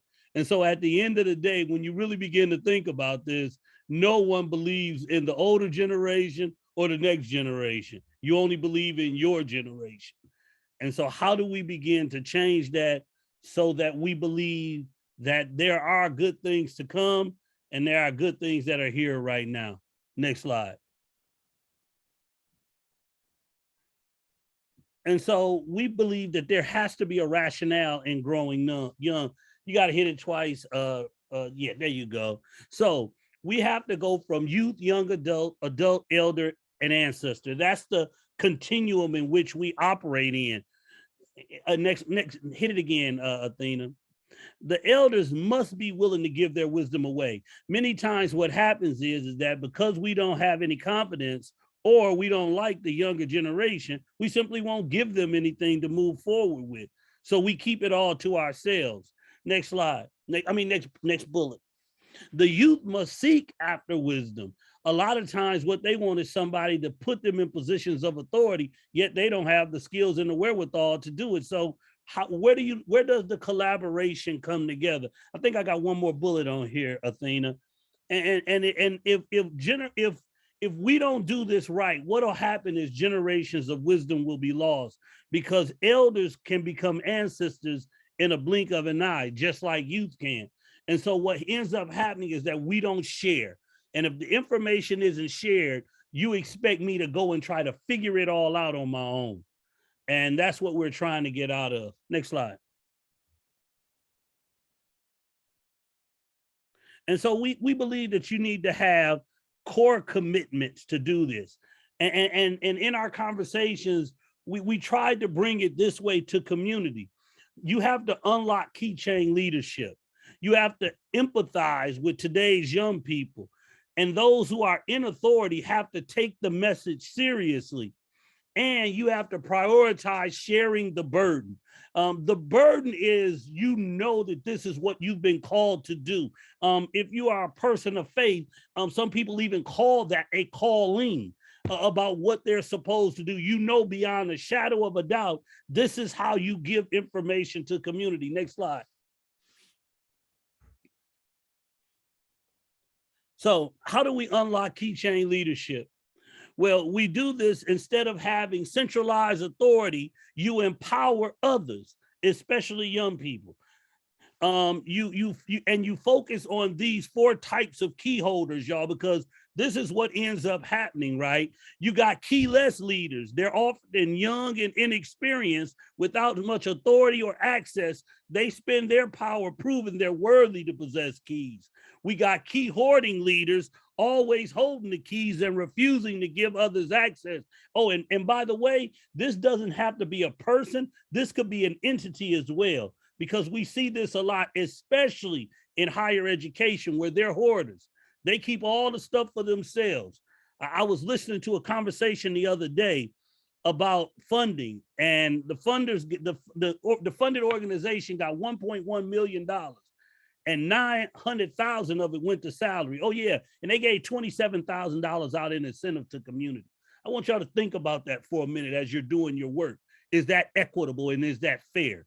And then you have key loaning leaders who often take the keys off the keychain and let you borrow them, but then they want to make sure they return them quickly. And then finally, you got the last one. I think we got one more. And this is really a keychain leader who becomes very aware of the keys they hold, and they're constantly opening doors for some while training and entrusting others who are ready to have their own set of keys. Let's go. So, keychain leaders, they're mature, not always young. They're real, not relevant, warm, not distance, know what matters most to people, entrust and empower others. They don't try to be super leaders, and they take the long view, not short-sighted steps. Next slide, please. I know I just want to make sure I get toward the end because there's something I want to bring up. And so we must empathize with people. Instead of judging, criticizing, we need to step into the shoes of the next possible leader and give them what they stand in need of. I can sit right here. This will get me where right here. I can make it from right here. Okay, so there are three great points that come out of the way that we do our work, right? So if you look at it, people are trying to find who they are, especially young people, because they don't know. Because we base it on what people do, not what they can become. And so if a person is seeking, who am I? They're looking for identity. And the best answer for that one is grace. You give people the grace to get to where they're going. Then you want to know, where do I fit? Because you know, everybody always try to make you become something. So how do I fit in here? And that's belonging. How do I become or get a sense of belonging inside of that organization? And that's best answered by love, right? Because love forgives everything, right? It just remembers the person. And then they want to know if they have a purpose. What difference do I make by being here? And that's best answered by mission. So if you can give a young person identity, belonging, and mission, then you give them the tools that they need to become great leaders. If elders are willing to give those things up, then that's how we empower the next generation. Next slide. And so you may ask yourself, Patrick, why did you go through all of this? And was this a part of what you were doing? And the answer would be absolutely yes, because there was a reason we went this way. We had to go this way because we had to figure out a way to break the code. Because the way that people learn is when you talk to them in a way that they understand it, not whether you understand it or not.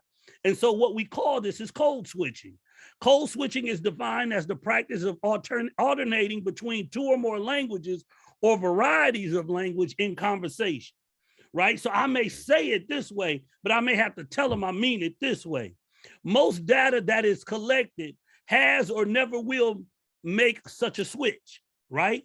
When folks come into community to do their research, very rarely do they try to get the research so that the people who matter most understand it. Folks are trying to get that data so they can publish, so they can talk to their colleagues, so they can blow up in their stature versus trying to make a difference, right? And so that's what makes the work that we tried to do different. We didn't care if nobody ever published or liked what we did. We just wanted the community in which we come out of, we wanted to pour back into it what it had given us. And that's a different modality than most people operate in, right? And so, thank you so much, Patrick. We are at time. I'll be good. Yeah, I know you were just getting going. I hate that but we do have time in the end during the panel. And I know we're all on the tips of our seat. Powerful, powerful work, sir. Next up, we have Dan Krueger. I'm sorry. Yes, Dan Krueger. My slides are out of order. 1 second, please. Dan, are you here? Yes, good morning, everyone. Good morning. Let me pull your slides up, sir. Just one moment.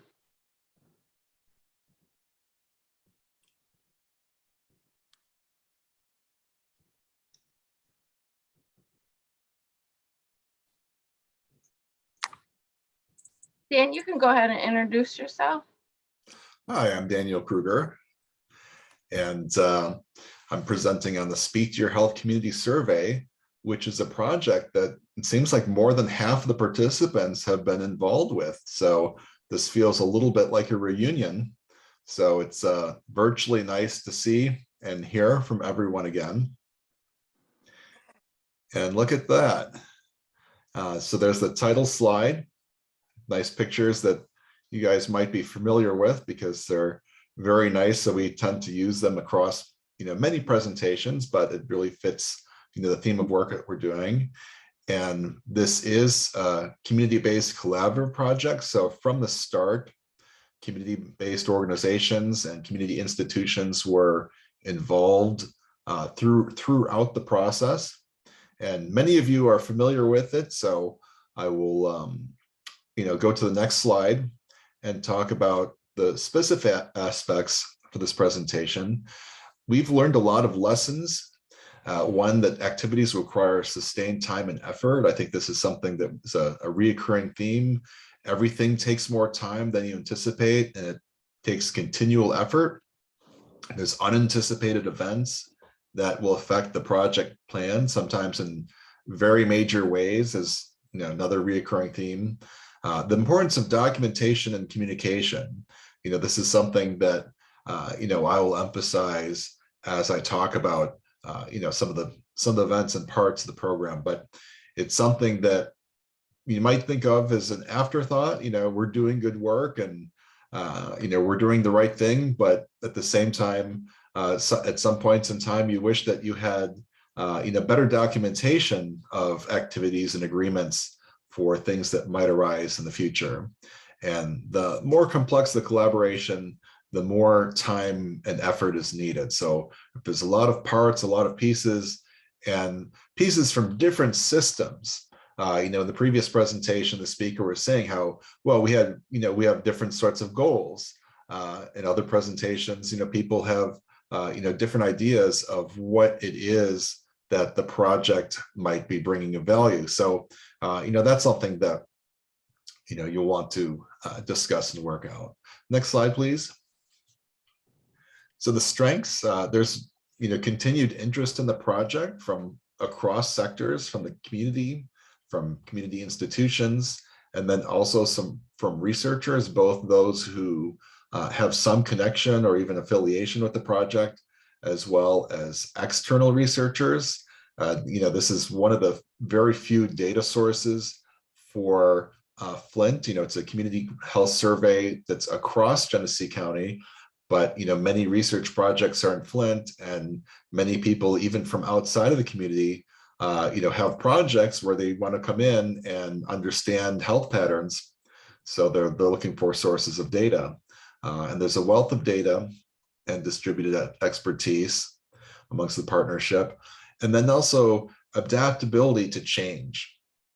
It seems almost like a saga where there's all these different events happening. It could make for an interesting, dramatic series, but through it all, we're able to continue producing products of value. Next slide, please.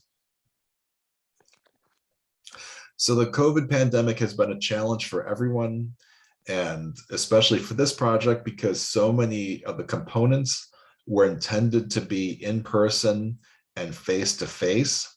And in other ways, COVID just really disrupted many of the elements, both in the core project of conducting the survey, because, we typically collect data in a variety of methods, both online, which is great for people who have internet access and are, fluent with computers and such, but we also have hard copy surveys that we distribute and community events, where we come to the community, and people can share their perspectives, and we were not able to do that, unfortunately, because we had these restrictions. So we've also had major staff changes amongst our core partners. So for example, Susan Kupel is now retired from the health department. So we wish her well in her future endeavors. And she had a replacement who was fantastic. Kasha, she seemed like everything was really going wonderfully. And then she had a child, and the health department would not let her work from home even during the pandemic. So they had a separation as well. So that we've had a lot of changes and a lot of turnover in our core partners. And unfortunately, we've also had threats to the project from bad actors. And this is something that has taken up so much of our time, which is really unfortunate. So we have incentives, Amazon gift cards that we have for survey participation, as thank you and also encouragement for people to participate. But we had thousands and thousands of fake participant entries, most I think from scammers who are based outside of the country, who are trying to harvest our gift certificates. And we have to sort through those. So I'll get to that later. Also, unfortunately, we'd had violations of data sharing agreements. So people who had requested data and that did not follow through on their end of following through our guidelines that we spend, dozens of meetings developing. And then if people don't follow them, that can be a really big problem. And then also we continue to have requests for data from projects that have funding and sometimes have really high levels of funding, but they don't want to give us anything in return for sharing the data. Sometimes they even say that they're going to be using our data as part of their project, and that's a way that they get funded, but we're not in the loop. Okay, next slide, please. We have a lot of impact, and I can talk more about this later, but I'd like to go to the next slide and say that we're sorting through all this data and we're rebooting our website. Next slide, please. So next slide. So here's a sneak peek of our website. We're completely rebooting it and redesigning it. So, be interested to hear your feedback. Next slide. And we're featuring the stories of all our community partners. And we're thinking about using sort of like an online magazine format for this. So we really want to make it interesting and attractive. So including both, people's background and stories and pictures, as well as their involvement in the project. But we've had a real challenge reaching people. So please let me know, how to get a hold of you or get in contact with me, because we have so many people who are actually on this call that we would like to hear from. And we just haven't been able to get a hold of you. So next slide, please. Next slide. Okay, so this is just a very, previous one. Just a very basic template, but basically we really want to tell your story, but we want you to help tell your story too. So please get in contact with us so that we don't have to tell your story for you. So nobody likes that, right? Okay, well, thank you so much for your time. I think that's about my time limit, and I'll look forward to the question and discussion. Thank you so much, Dan. Next up, we have Mother Jones. And let me just pull up your slides, Mother. I'm sorry, Sandra Jones, for these practices.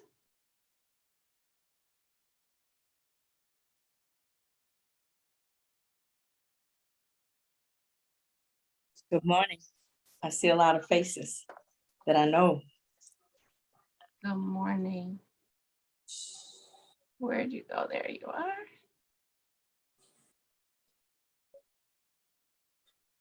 And if you guys don't mind, if you could just put a heart up for Allison.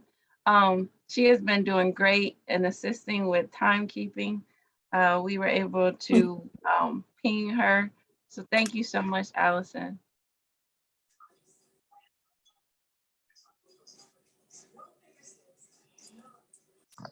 I'm sorry, Mother Jones, just a moment. That's all right. I'm fine.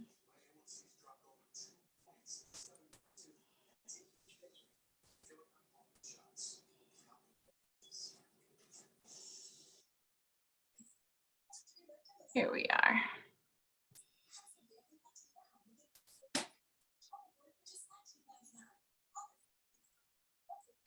Next up, we have our research concerning healthy food access. Our study title is Increasing Community Capacity for Healthy Food Provision. All yours. Thank you. Good morning, everyone. Dr. Wanjan Kim and myself, Sandra Jones from the R.L. Jones Community Outreach Center on the campus of Greater Holy Temple have been working together on this project now for quite some time. There is a food desert in the Flint community. A lot of it has to do with low income and low access to healthy foods. There are major challenges in most areas in the city of Flint. A lot of people are not aware of it because they are not affected by it. This creates physical and mental health issues for residents. The impacts are extremely severe. With limited mobility and financial resources, older adults, families, and families with young children, we also discovered that many of our seniors are raising young children. Next slide, please. Next slide, please. Thank you. The R.L. Jones provides basic necessities, including healthy foods, to the northern, and the most affected area is the northeast area of the Flint community, and members with limited mobility and financial needs. And we've been collecting this data since 2016, and it was the water crisis that actually brought it to light. We currently service a little better than 11,000 families a week. Our work hours are from Monday through Thursday. We work 10-hour days from 7 to 5. And it's we also partner with MTA, who comes and picks up our workers. So we actually deliver food and personal care items to these residents. The agency and the research team conducted a survey among service clients in March of 2020. And I really, at this time, if you don't mind, I'd like to give great kudos to Dr. Wanjan Kim, who was just absolutely wonderful in this project, and her team.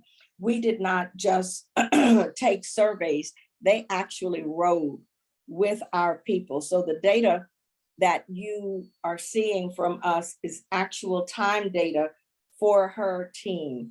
This was absolutely phenomenal. Subsequent focus groups was also conducted in 2021 and 2022, and that was because of the COVID. Next slide, please.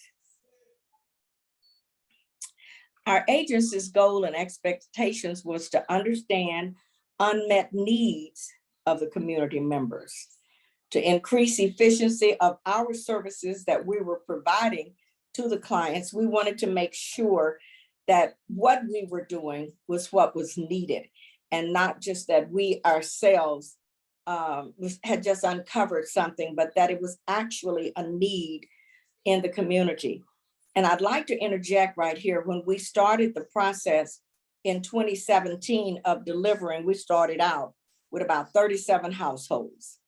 And what brought it to our attention again was the water crisis. And we're now up to probably right at 1,100 households. 1,000 of those is where we were in 2020 when we started out with Dr. Kim. Our research goal and expectations was to understand physical and mental health status among community members who receive the services. What was important to us is why they had these issues, how these issues affected them of not being able to get healthy, sustainable foods, and what were some of the causes. And what we identified was very, very hurtful to somebody who cares about people. So when Dr. Kim wanted to do this research, I thought how important it was. It was to identify factors affecting the health concerns. Next slide, please. Clients reported high satisfaction and helpfulness. And it was important to us that we were actually reaching the clientele that needed to be reached, being able to retain their privacy, but at the same time collecting data so that we could understand better if there were any other outstanding issues. Health equity was so important. 82.9% answered that the service that we were providing, even though we're called R.L. Jones Community Outreach, we use the acronym of the COC, so that's what it stands for. 98% answered that services from the COC was helpful. And we reported needs of certain types of items. They needed more protein food items. The agency recognized service inefficiency, and that was that the COC could not cover all of the clients that was coming in within that delivery cycle. Next slide. One of the reasons we could not cover all of the needs is because at that time, we only had one Eldorado from Michigan, from MTA. And the need was so great, we just were not able to meet all of the clients that needed to have been met in a day's time. So compared to Michigan's populations from the national data, clients showed high stress levels and very poor health status. Stress level is similar to the level during the economic recess in 2008, when the factories were closing, people were losing jobs, losing their homes, and so forth. That stress level was so high. More people perceive their physical and mental health as poor. Those were some of the questions that was asked. And this was what the was high, very high in our research, is that they themselves perceive their mental health as poor. More number of current chronic health issues such as diabetes, heart disease, and even cancer were also shown as problematic. High stress levels was related to poor health status. Stress also impacted health-related behaviors such as smoking, some of them drinking, and believe it or not, we had several of them on drugs. And these are not, they didn't consider themselves as drug users but most of them were on lots of medication. Next slide, please. We didn't put that in here because when you say drugs without explaining it, people think that you're talking about people who have drug habits. And that's not what we were looking at. So I didn't want to put it in our presentation like that. Community agents could identify the issues in the community service, such as purchasing a map. This is what was needed for us that was so helpful, was purchasing a map software and identifying the exact locations of the clients. When we first started out, of course, we didn't have enough to need that kind of service. But as we grew and so many needs were needed to have been met, in order for us to be efficient and try to cover as many clients as we could within a day's time, mapping software was extremely important. Rather than example, you live on Carpenter Road. We take one on Carpenter. Somebody else might live on Davidson, and we go from Carpenter to Davidson, and we look down and we got another one on Carpenter. So we needed that mapping in order to help us to be more efficient, because it reduced the travel time and the distance and increased the efficiency of the delivery. Research also. Mother Jones, I'm sorry, we are at time. We do have additional time during the panel. Thank you so much, ma'am. We do have students who are prepared too. So there'll be a shift in our agenda just a bit. Ms. Dotson, are you prepared with your students?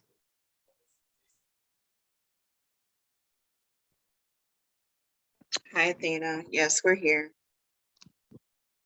If you could introduce the team so that I can spotlight them. Good morning. We have Tomas Dello that's here with us. And I don't see Heavens as of yet or Lupe. They're all in school, but they asked for permission to step out briefly. So I'm not sure if they're able to get out just yet, but there should be 2 others. But Tomas is here right now. Awesome. Hello, how's everyone doing? Can everyone hear me clearly? Yes. Hi, Tomas. Okay. Hello. Tomas. Hey, so are you ready for us to get started? Yeah, yup. Okay. Yeah. Good morning, So everyone. Oh, go ahead, Athena. No problem. So next up, we have the Flint Youth Research Partnership, and Kenyatta Dotson will be presenting with her students. Thank you so much. We appreciate this. So again, we were hoping to have 2 other students, but again, they are in school during this time. So hopefully they'll be able to join us. The name of our project was Flint Youth Research Partnership. And in partnership with us was Wow Outreach, Dr. Vicki Johnson Lawrence, Dr. Kent Key, the Flint Public Health Youth Academy, also known as SPIA, and also Recast. We also had 6 young people who participated in this project, and these young people came from all throughout the city of Flint from many different zip codes. Some of them included Heavens, Lupe, Tomas, who's here with us today, Jasmine, Selena, and Cameron. All of these young people were able to receive their certification in research. Because of COVID, they were not able to get their IRB in research, but they were able to do focus groups. And so they were still able to get quite extensive knowledge in the area of intensified focus groups. And Dr. Key and his team were able to do a phenomenal job in terms of training them around this area. So we appreciate their efforts as well. We also had 9 community groups that participated in 2 facilitated conversations, community conversations around a youth-focused question. And the question was youth trauma and violence. And the question stemmed was, are community agencies effective at improving social outcomes and reducing violence amongst youth in Flint and community?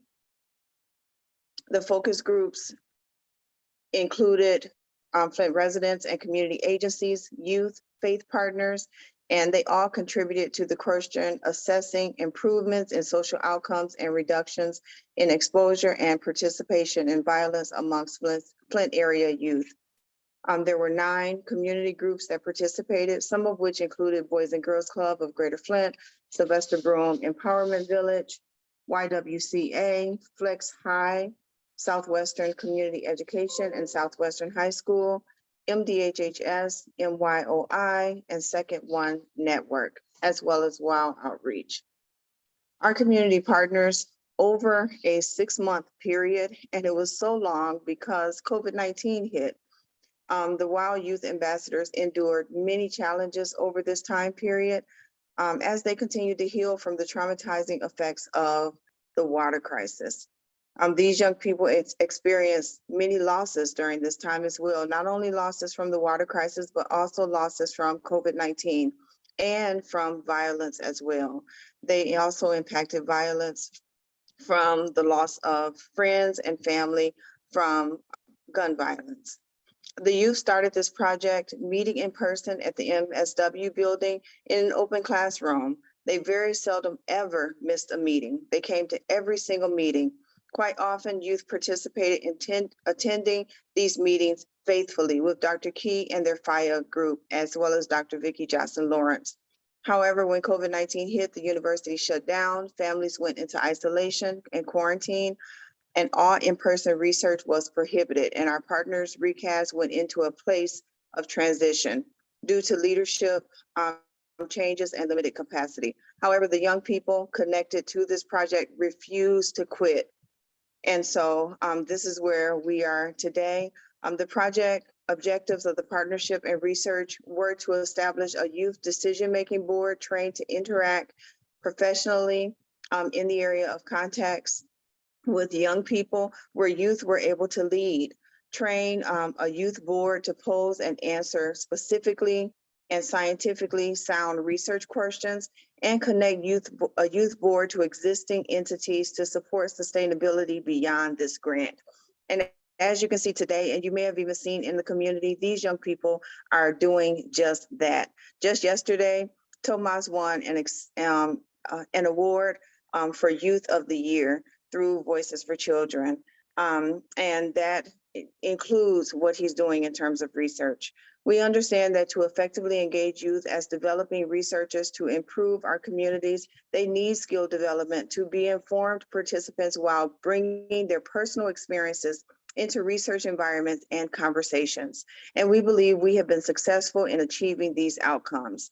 So at this time, I want to turn it over to Tomas to further explain what he's learned, what he's taken away in terms of this amazing project. Thank you for the introduction, Ms. Kenyatta. Yeah, I want to thank her and thank you everyone for allowing us to use this opportunity to voice our concerns. And thank you, Ms. Kenyatta, as well, for choosing me and many other like-minded youth to take on this initiative. I believe that it's important that we do this work because oftentimes we mention how youth are the future and how youth will be the next leaders, right? And I feel like it's important to encourage us, but to also put us in situations where we will have to take certain initiatives that are leadership-like, right? So that we know how to do effective research, so that we start making these professional habits so we can do effective work in the community. So I believe this was a very important project because youth trauma has to relate with us and a lot of tragedies that us youth may face or that we might not face. So we were in our project trying to highlight if community organizations in Genesee County, well in Flint and Genesee County were effectively if they were effectively combating youth trauma. And now youth trauma encompasses many different things from homelessness to gun violence to abuse, substance abuse or misuse, and just the whole spectrum. So we facilitated, I believe it was 2 conversations, and each of us youth in the group, a couple of us helped moderate it. We asked questions such, and I can give you just a couple of examples, like we were asking, how are you preventing youth trauma? How many people attend your program? What are you doing about youth trauma? How do you treat your youth? Do you keep them engaged? Do you get youth input? How do you get more people to come? Do you provide counseling services? And what is your mission statement? So from those questions, we received a large amount of, kind of got a larger, I guess, lens of what they were doing. And for the most part, in my summary, I can explain it real quick. You just kind of pull it up because I want to make sure my information is accurate. But we wrote, so we answered the questions. We had someone help us code the data. And then after that, I'm sorry, give me 1 second. I'm just getting off the bus. But anywho, my apologies. I'm en route from school, but we were asking questions. We had the data coded. And after that, After that, we were coding the data and we were seeing like different trends, like if there were similar things that they were doing, how they were impacting. And I'm sure we can give you all of these transcriptions in the future. But basically from the research we collected, I concluded that overall, after reviewing the transcriptions, it seems like the 2 barriers that these organizations face were COVID-19 and poor environments that the children are exposed to. And just to specify more, a scholar, for example, could go to an after-school program for a couple of hours, and the program is being in a safe environment with no distractions or influences. However, when the youth exits that program, they may be exposed to harmful and negative influences from outside of that environment, maybe at their house or wherever it is they came from. So these influences may not remain in the exact household, but possibly maybe in the area that they live, which could be blight, violence, pollution. And these influences may defeat the whole purpose that the organizations stand for. So I believe that the longevity of the program's impact would be a potential concern. So basically, we have to make sure that their effect, their positive influence extends outside of the actual program, but into the home lives of these youth. And as far as COVID, I believe the major concern we noted is many organizations stated that their attendance rates have declined, almost every organization.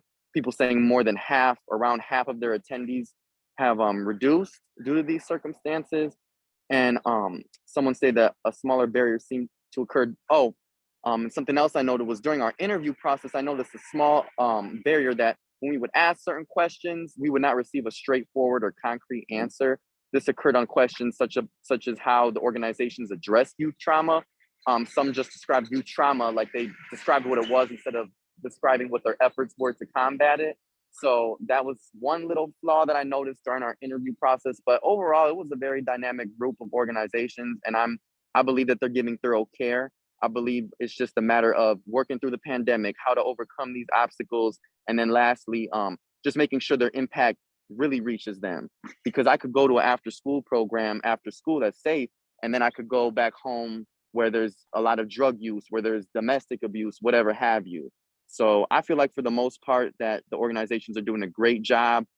They're networking with each other, bringing forth many other opportunities, whether it be with leisure, education, or mental health programs.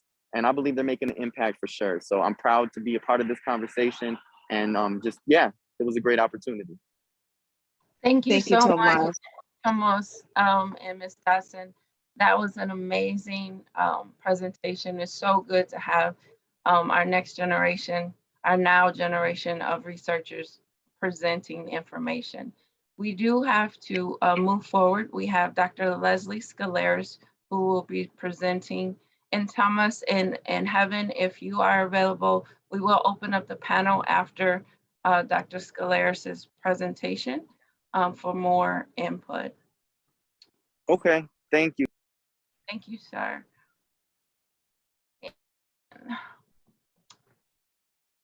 I just want to say congratulations to Tomas. That's terrific. Well done.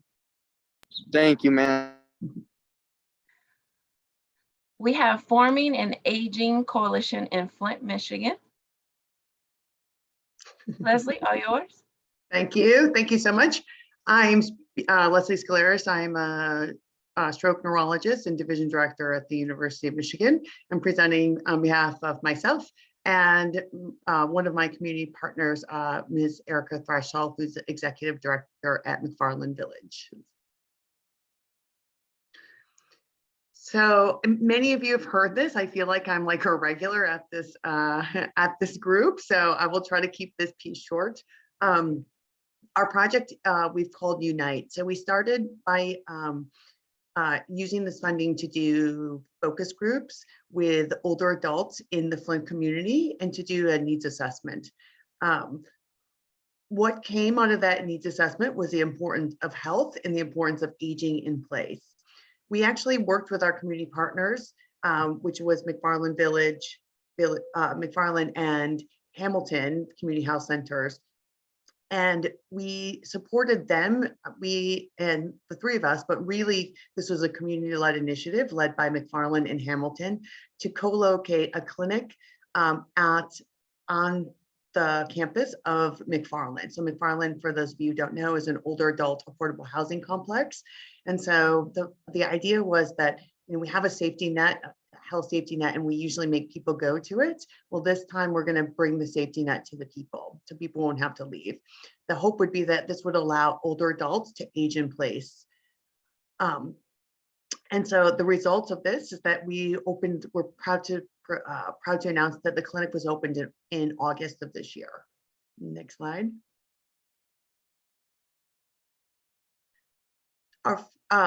Our first steps, so our lessons learned, obviously this is our early results, but we think that this was the product of the perfect storm of need. So we had a community of older adults that wanted health. We had united visions between the community partners. And this was a win-win situation. So there was a win for the housing complex and a win for the health providers, and they had complementary strengths. So they were really sort of all in this together. And frankly, us as the academic partners were really the minor players. This was like, again, I'm really proud to say this was really a community-led initiative. So we established the first clinic was only the first step. We're now working on marketing it. Next slide. So we think our shared strength, so this is us with the Hamilton team. It's obviously an old picture because we're out to a Christmas dinner with no masks on. So that was in the retrospective scope, but we did do that at one point. But we have shared values. So we as the academic partners can provide sort of the evaluation expertise, the housing partners can provide housing, and the clinic can provide the medical expertise. So everybody worked, had their own niche, and this was a truly multidisciplinary attempt. There's challenges is that, you know, we work on different timelines. And as we've heard a lot today from many of the other teams, that COVID has really presented challenges for everyone. And in our case, we have found that there's a workforce shortages to staff the clinic and to staff the housing complex. Next slide. So we really believe that this can serve as a model for other communities for aging in place to help low income and minoritized older adults sort of remain outside of institutionalized housing. So we hope that, you know, based on the results of this and in our experiences, that we can take this as a model to, you know, other places within the community as well as other places sort of outside of Flint. Next slide. Just to dive into the COVID-19 pivots a little bit, it delayed our clinic opening. It was a supply chain issue. It was something so minor, and that it seems like that basically the exam table was delayed in the clinic was delayed for months.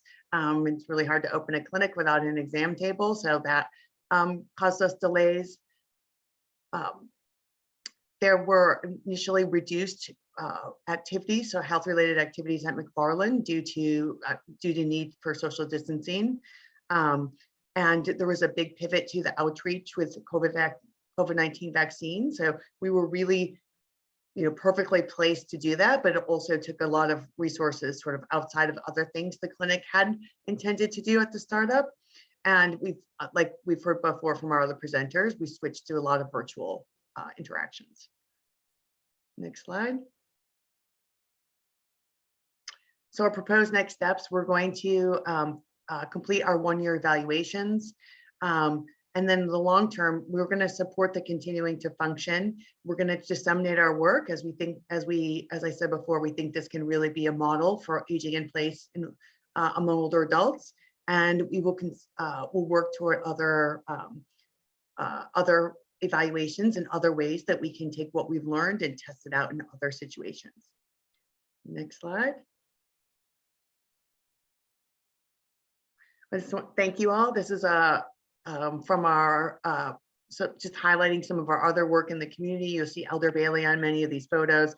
I just wanted to highlight that this is just one piece of what we do, and that while an important piece, there are many other pieces that we do, and I wanted to give everybody acknowledgement who works with us. So thank you very much, and I'm happy to take questions in the panel.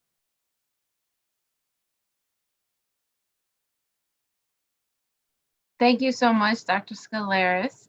We have about 11 minutes, so we'll open it up. I know a few of our presenters needed a little bit more time. So Mr. Mcneil, Mother Jones, and Dan, if you could come back on.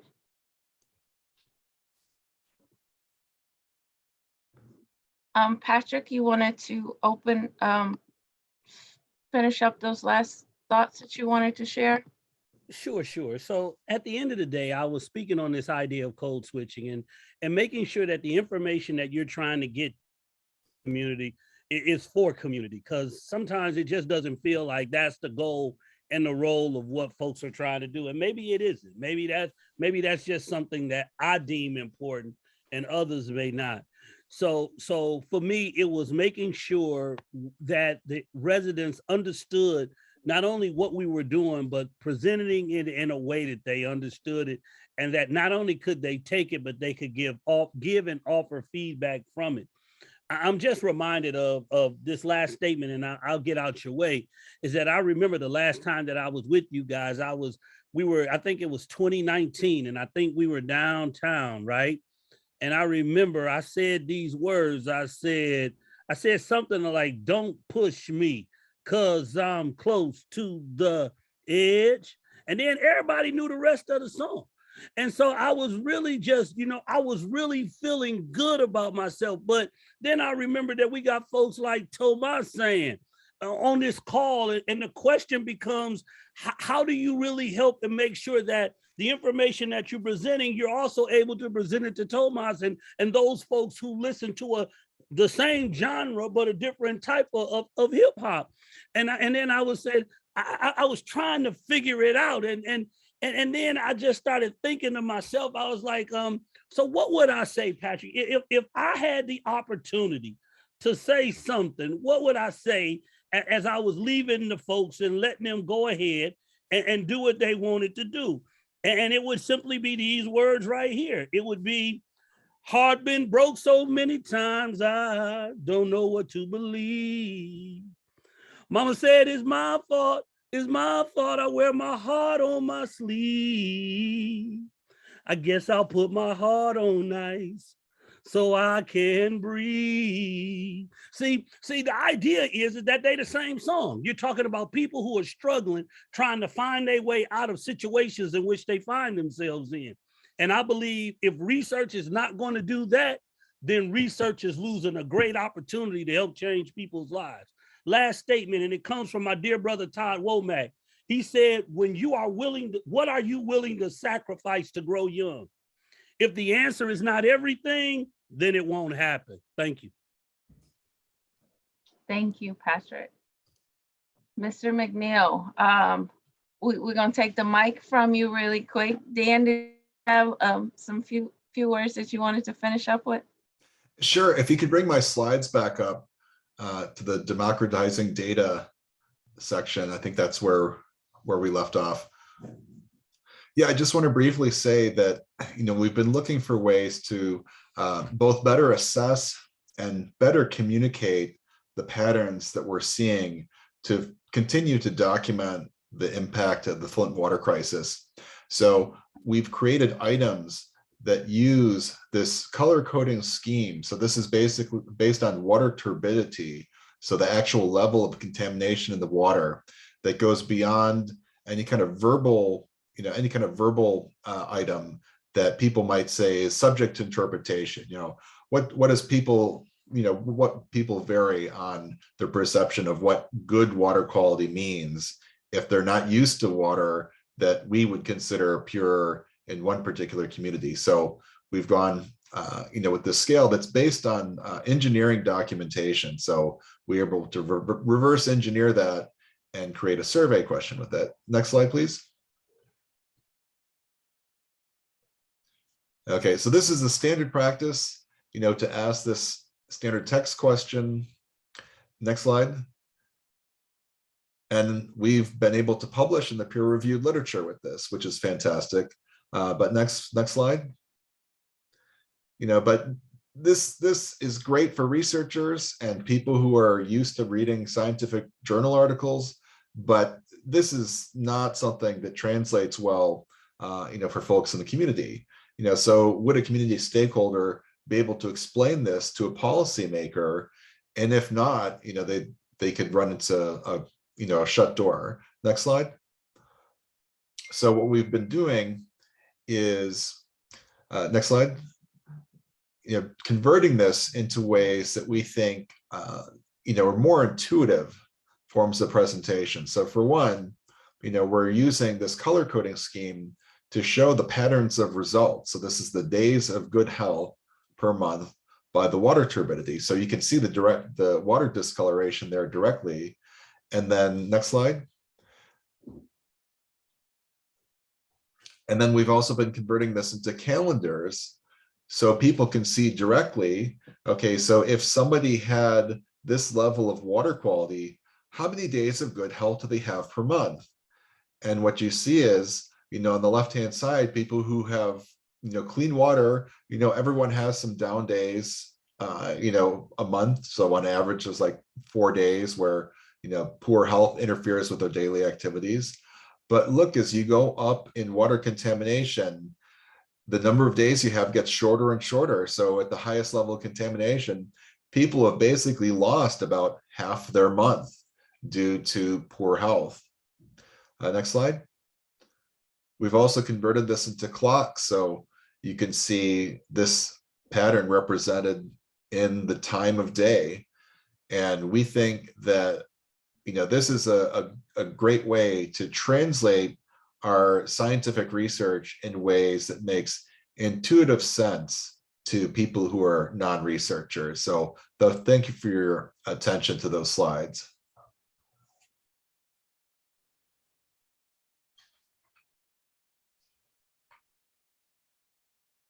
Thank you, Dan. Mother Jones, did you have additional information you'd like to share? I think for me, the closeout was just to, we're going to be doing future studies to show and examine what are the causes of poor mental health and high stress and how to reduce them in the Flint community.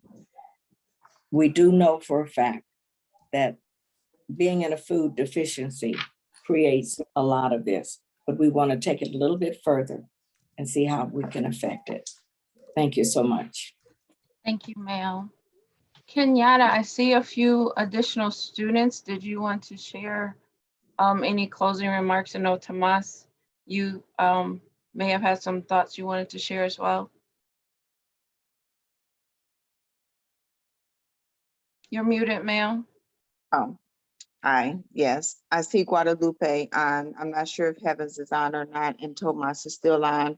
But I did just want to highlight one really good finding that we discovered is that a lot of community partners who typically did not work together, they may have worked together on paper, they are working together more often now. Not only are they working together, but they're also writing grants together.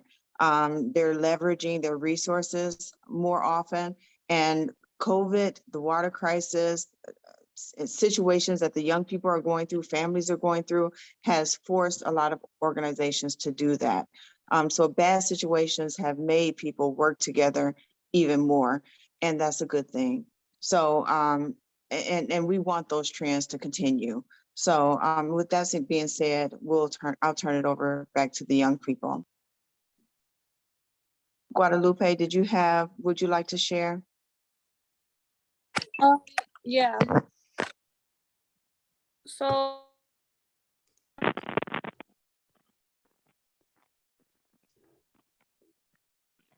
Guadalupe, if you're speaking, we can't hear you.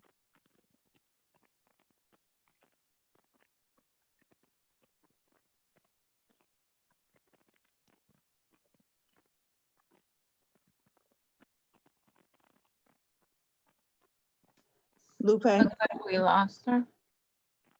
Yeah, I can't hear either. And I don't see Heavens. Maybe we can turn it back over to Tomas if he wants to have final words. No, I guess I'll speak briefly. I've already spoken enough, but yeah, I just believe, just from my youth perspective, like aside from the research, some suggestions to make more youth interested in these organizations would be offering more like career planning or college readiness programs, because I feel like regardless, like that can carry out to your home life. Like, for example, I go to Genesee Early College, and it's kind of hard to let influences from your home life kind of interfere with schooling because you're so dedicated. The school molds you to be so dedicated into completing college, completing classes, and it's just a very vigorous education. So I believe that having an opportunity like that or some similar route that could help the youth like make sure that they're influenced in a positive way, because they'll set an end goal and they'll do everything they can to achieve that goal. So whether that be having more sporting opportunities. I remember on FIA, I don't know if you remember Dr. Bailey. Hello, Dr. Bailey.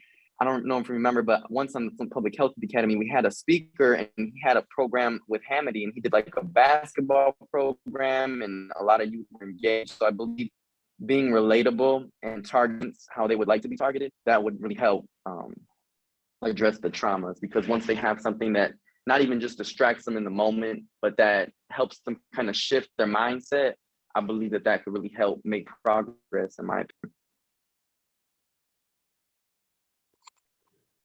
Thank you, Tomas. And Dr. Scalaris, if you had a closing statement that you wanted to share, we'll move forward from the panel. I just want to echo something you had said earlier, Athena, when you were putting the slides together, is that this is really impressive. It's really fascinating to see how this work has matured over the years from and the longitudinal process of groups that are just starting to groups that are, presenting results. Research takes longer than we all wanted to. So it's really great to see a lot of these projects come to maturation. So congratulations, everybody. It's an honor to be part of this group. Thank you so much. So we have the opportunity, and I just want to give kudos to some of the teams who were not able to be here this morning. As you can see, the honeycomb is pretty full. We actually have expanded over the years, as Dr. Scalaris had mentioned. And we had the older adult meditation with Dr. Groton. The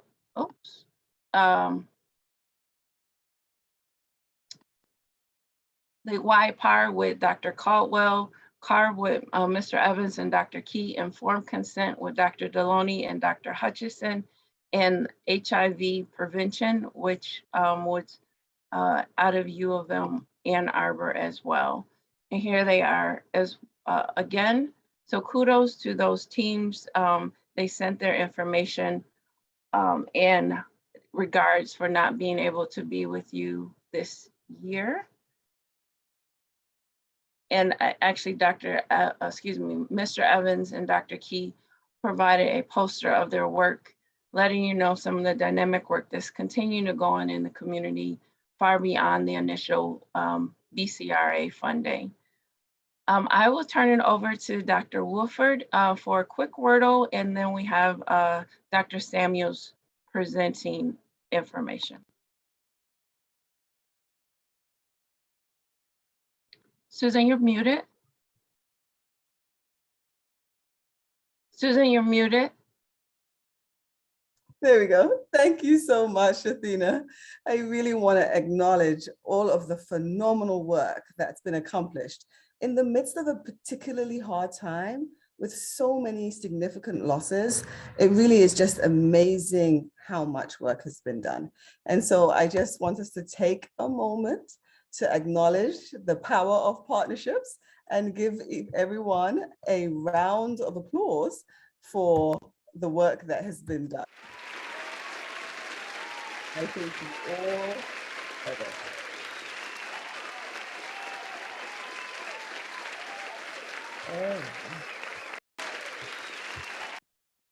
And so with that in mind, as we think about the power of partnerships and we think about what has been accomplished, we'd like you to answer a wordle for us. We said we'd like to get more of your feedback in this time.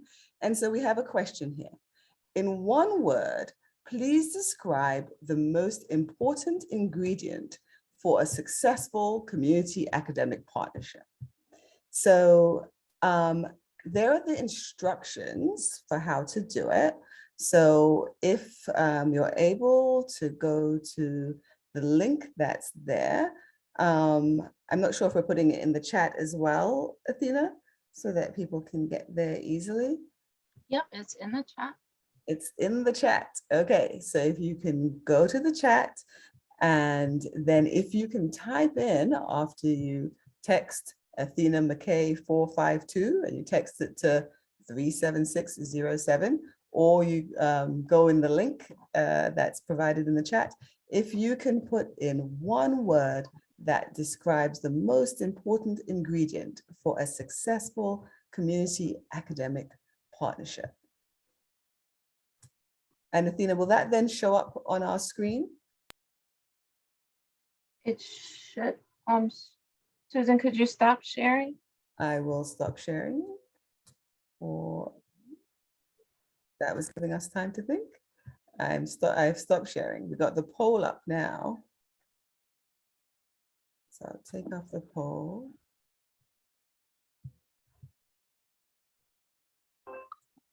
And are you, you're sharing now, Athena? Yes, there's 2 responses. Okay, so we got respect and reliability.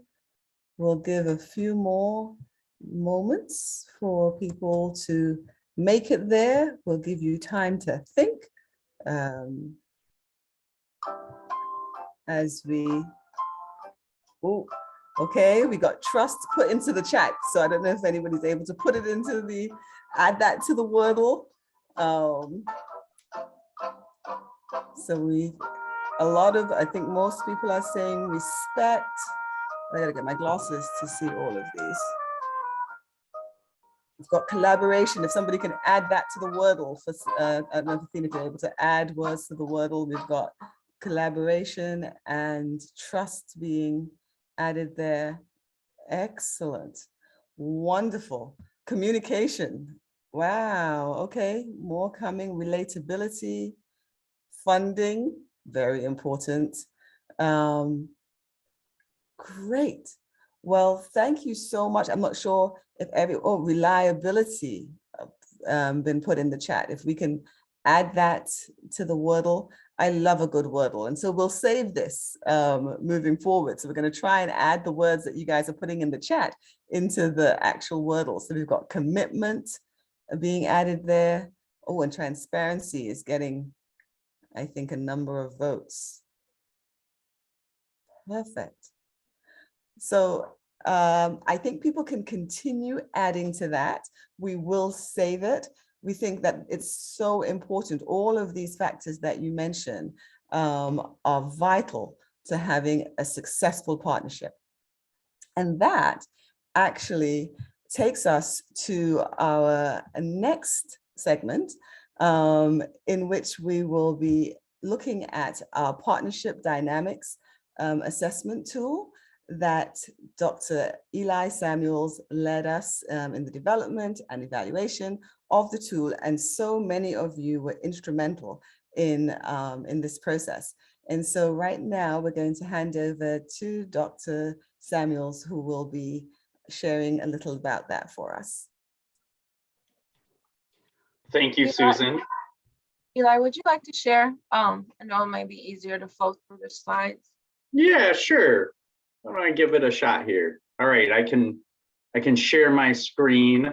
So I'll do that in just a second. I just wanted to start by expressing my gratitude for all of the presentations and everybody's time this morning. It's been a really lovely way to spend a Friday morning with all of you learning about what's been done. And a lot of my presentation has to deal with the past handful of years of work that we have put in evaluating a particular funding mechanism that supports this type of work. And so it's nice to see stuff that is both current and realized as sort of I begin to take us back in time a little bit. So my presentation is going to be a little bit of a walk down memory lane. I'll show you some of the stuff that we've done over the past 5 years, and I'll share some of the results that we found from evaluations. But the point of this presentation is really to emphasize what we have in common in terms of our shared work around improving translational science through the implementation and evaluation of all of our projects that are focused on community engaged health research. So I'm really hoping to end on a note of togetherness that emphasizes sort of shared points of interest and action moving forward. All right. It may not seem that way though to start. This is a pretty wordy presentation, so just bear with me. Please don't hesitate to interrupt to ask questions or raise concerns about what I'm saying at any time. So just a couple of things to note about this first starting slide. We will be presenting information to you this morning about our evaluation of the dynamics of the research partnerships that MICHR has funded to community engaged study teams. This does not mean that's all we're evaluating when it comes to the impact of these funding mechanisms. We're not so much going to be talking about publications and follow-on grants today. We're really going to be talking about the dynamics of teams and how those dynamics are affecting the outcomes of the work. The second thing I want to note is, although Ellen, Champagne, and I pulled together a lot of the material from the various resources we've generated from this evaluation over the past few years, many people have contributed to this line of work. And in that spirit, I'm gonna move on to talk about who's involved. So way back in the day in 2016, MICHR really tried to engage a thoughtful approach towards encouraging community engagement and moving it to the very forefront of the research collaborations that we support. And so in collaboration, in partnership with the organizations, including MSU that you see listed here, a new funding mechanism was developed with an evaluation plan to match. Now, there's a lot of images on this slide, and I'm not expecting anybody to really read those images at the bottom of the slide. What I'm trying to show them to all of you to convey is that a lot of background work was done creating logic models, maps, reviewing instruments that measured outcomes with the community partners who were engaged in the creation of this funding mechanism. So for a couple of years, we spent a lot of time working together to really flesh out the ideas that had been proposed, and to do that in a way that really was respecting of the community-based participatory research approach that MICHR was trying to take to this funding mechanism. So we really wanted to focus on equitably involving our community partners at all phases of our research project at MICHR, with a shared responsibility and power for determining not only what we evaluated, but how we evaluated. Here's a general timeline to show you what we did. I just talked through how we developed an evaluation plan together.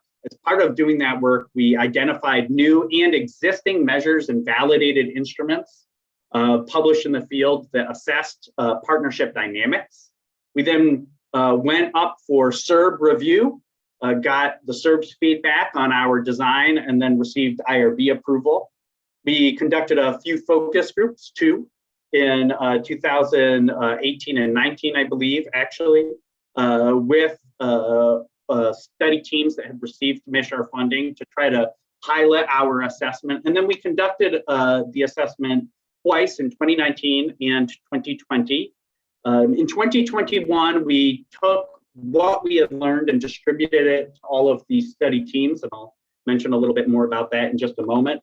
And then finally, in 2022, we really started to focus in ourselves on financial practices of our study teams and what could be done to identify best practices, barriers, and useful approaches to overcoming those barriers that were provided to us from the study teams that we evaluated. So we wanted to go back with them to partner, not only to interpret what we have found, but to identify lessons learned and best practices that we could further disseminate. This timeline sort of tries to capture that work all in a 7-step process that unfolded over a period of 6 years. Okay, so to take a few steps back about how we developed our instruments, I mentioned that we went out and we looked for validated assessments. There's lots of assessments of partnership dynamics that are out there in the field. And so we collected those and we looked at all the questions. And if you look at this table at the bottom of the slide and look at that sort of the column called concept mapping, and you go sort of all the way down to the bottom, you'll see that we identified 137 particular questions that we thought had bearing to the evaluation we wanted to conduct, and we reviewed each one. Through a concept mapping process, we connected all of those questions with the domains you see listed in this table. Through our focus groups and our own partnership, we were able to winnow that down because 137 questionnaire is difficult to complete to below 70 questions.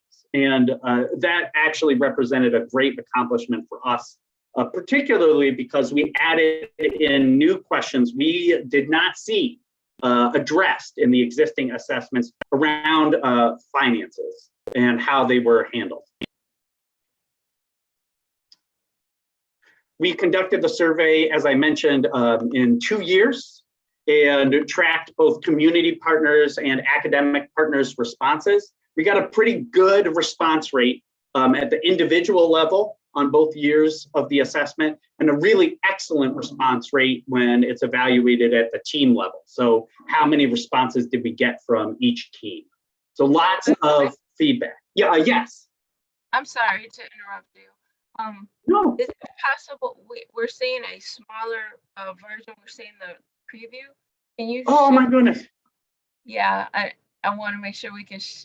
Everyone can see all of our hard work. Well, let's try to have that change here.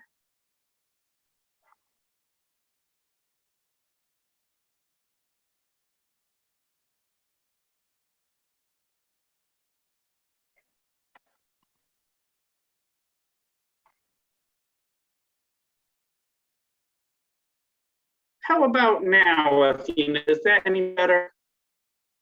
No, it's the same. I can share if that would be helpful. So it's just a simple fix. I bet you have 2 screens and you're showing the other screen. Just go to the display on the top and switch the screens and it will fix for us. Oh. Okay, I'll give that a shot. Yep, there you go. Just switch. There you go. Perfect. Thank you, Leslie. Yeah, no problem. Just the power of partnership in action. Yeah, you know, I am still learning after all of these years, right? As are we all. But thank you very much for that. That's very helpful.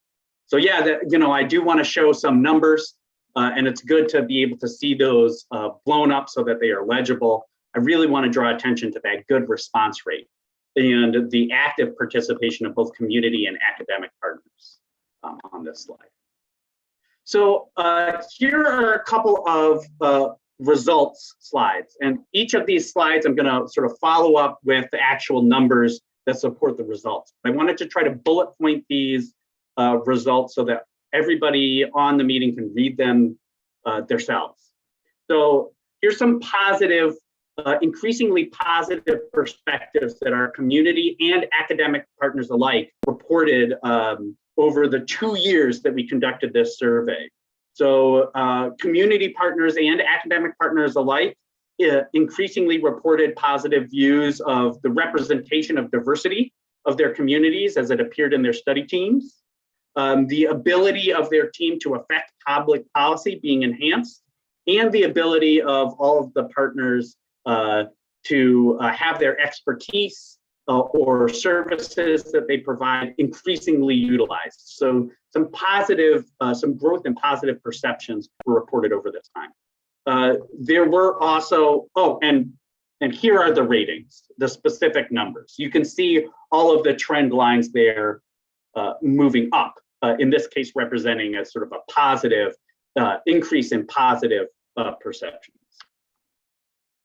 There were increasingly negative views as well that we found, increasingly lower rates of satisfaction with the research teams that come into the financial stability of the partnership, and agreement on the strategies partnerships should use in pursuing priorities. And finally, a belief that the partnership will result in additional financial support. We saw these perceptions decline over time.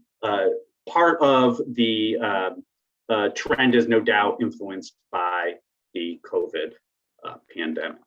But here are the results on the following slide, the numbers that demonstrate the trend that I've described. One of the things that we really wanted to pay particular attention to was when the views of community partners and academic partners diverged. So not just where they went up and went down, but where they were not seeing eye to eye, and increasingly so. And so you can see from these bullet points that a lot of the divergence happened around issues of financial management and resource management. And although the trends that you're seeing on this chart all have a downward angle, a downward slope, we noticed increasing divergence as well. And in fact, these were the measures in which there was the greatest amount of divergence between academic and community partners. So we took these results and we made team level reports. So each team could see how the responses from their teams stacked up against the average. And I've shown this sort of a blurry example of this report on this slide. We distributed these reports in 2021, not only to promote engagement within each of the teams, but also to inform their feedback and recommendations for better financial practices that we could distribute, which we requested at the same time. So we conducted an anonymous survey in 2022 to gather feedback from the teams. And this is the feedback that we received from them: the barriers, the facilitators, and the recommendations. So many of you have talked about the barriers that you encountered in the course of your work, and you will recognize some of the barriers as ones that appear on this slide, including the impact of COVID, complexity around rules for compensation, and the requirement for the selection of vendors. Facilitators included the availability of the study team to talk, close communication, transparent budgeting, regular fair compensation being provided to community partners, and the use of in-kind resources. Finally, a diversity of best practices in the administration of grants also contributed to the proper financial or beneficial financial management of some of these projects. The recommendations that were provided by the team includes the use of participatory budgeting models, more community partners, the number being expanded in study teams, leveraging those in-kind resources and early involvement in all budget planning, and that italicized recommendation, the pause, reset, shift, and charge. I really liked this recommendation. It resonated with me on a number of levels, so I thought I would share it with the team.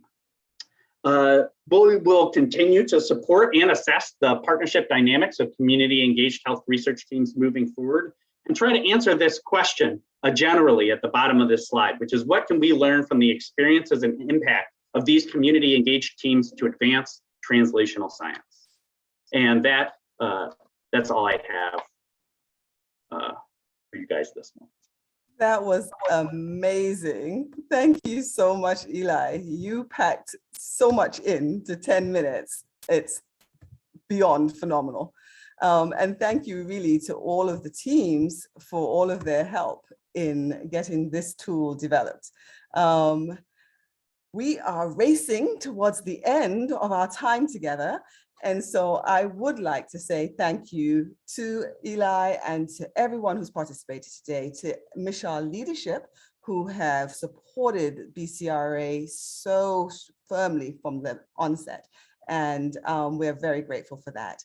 To Athena for helping to make all of this happen, to Dr. Erica Marsh, who couldn't be with us today, but whose leadership from CE was key to all of this happening, and to the CE team and the AIM2 team who did much of the work. And of course, we couldn't do it without all of you who have attended and all of those who applied for research dollars and used them to more than multiply the work that could be done with rather small budgets, did amazing work. And so that brings us to our closing remarks for today. And I want to be sure that we give enough time for Dr. Don Vereen, who is one of the faculty with the Community Engaged program, who has been a central part of the BCRA project. And he is going to bring us our closing remarks today. So thank you again to everyone. And Dr. Vereen, the mic is yours. Well, I have to say, I'm a little sad to see this come to a close. This has been amazing. I have the pleasure of offering closing remarks. I'm a former NIH official. I have to give this bit of history. And 20 years ago, almost to this month, we met to address the issue, a series of issues in research about getting more practitioners involved in research. We were trying also to address getting more research that was patient-focused and the need to create an infrastructure to be able to do this kind of research and to translate that research so it would get back to the people and benefit the folks who not only participated in the research, but their families and their communities. And to translate this in a very specific way from the bench to the bedside. You heard about all of this earlier from the leadership of MICHR speaking. But this bedside, who's at the bedside? Well, the practitioners are there. One of the things that was happening is that all this research that you're doing and that had been done in the past wasn't well translated to practitioners so that they could improve in how they were taking care of patients. But at that bedside are patients. And these patients need information in order to take advantage of all the care that they got in the healthcare system. And where did those patients come from? They came from communities. And we realized that beyond translation, we had to require this new approach to doing research had to include communities. And so we have this community engagement section, and that exists at all of the 50 plus CTSAs. And this one is one of the leading ones because of the very program that we are just about to finish and to celebrate. In order to make sure that that research has an impact on communities, that's why this building capacity for research and action program was created in the first place. And for me personally and professionally, this is a dream come true. What we've heard today is a model, an example, a model of how research can be done in communities across the country.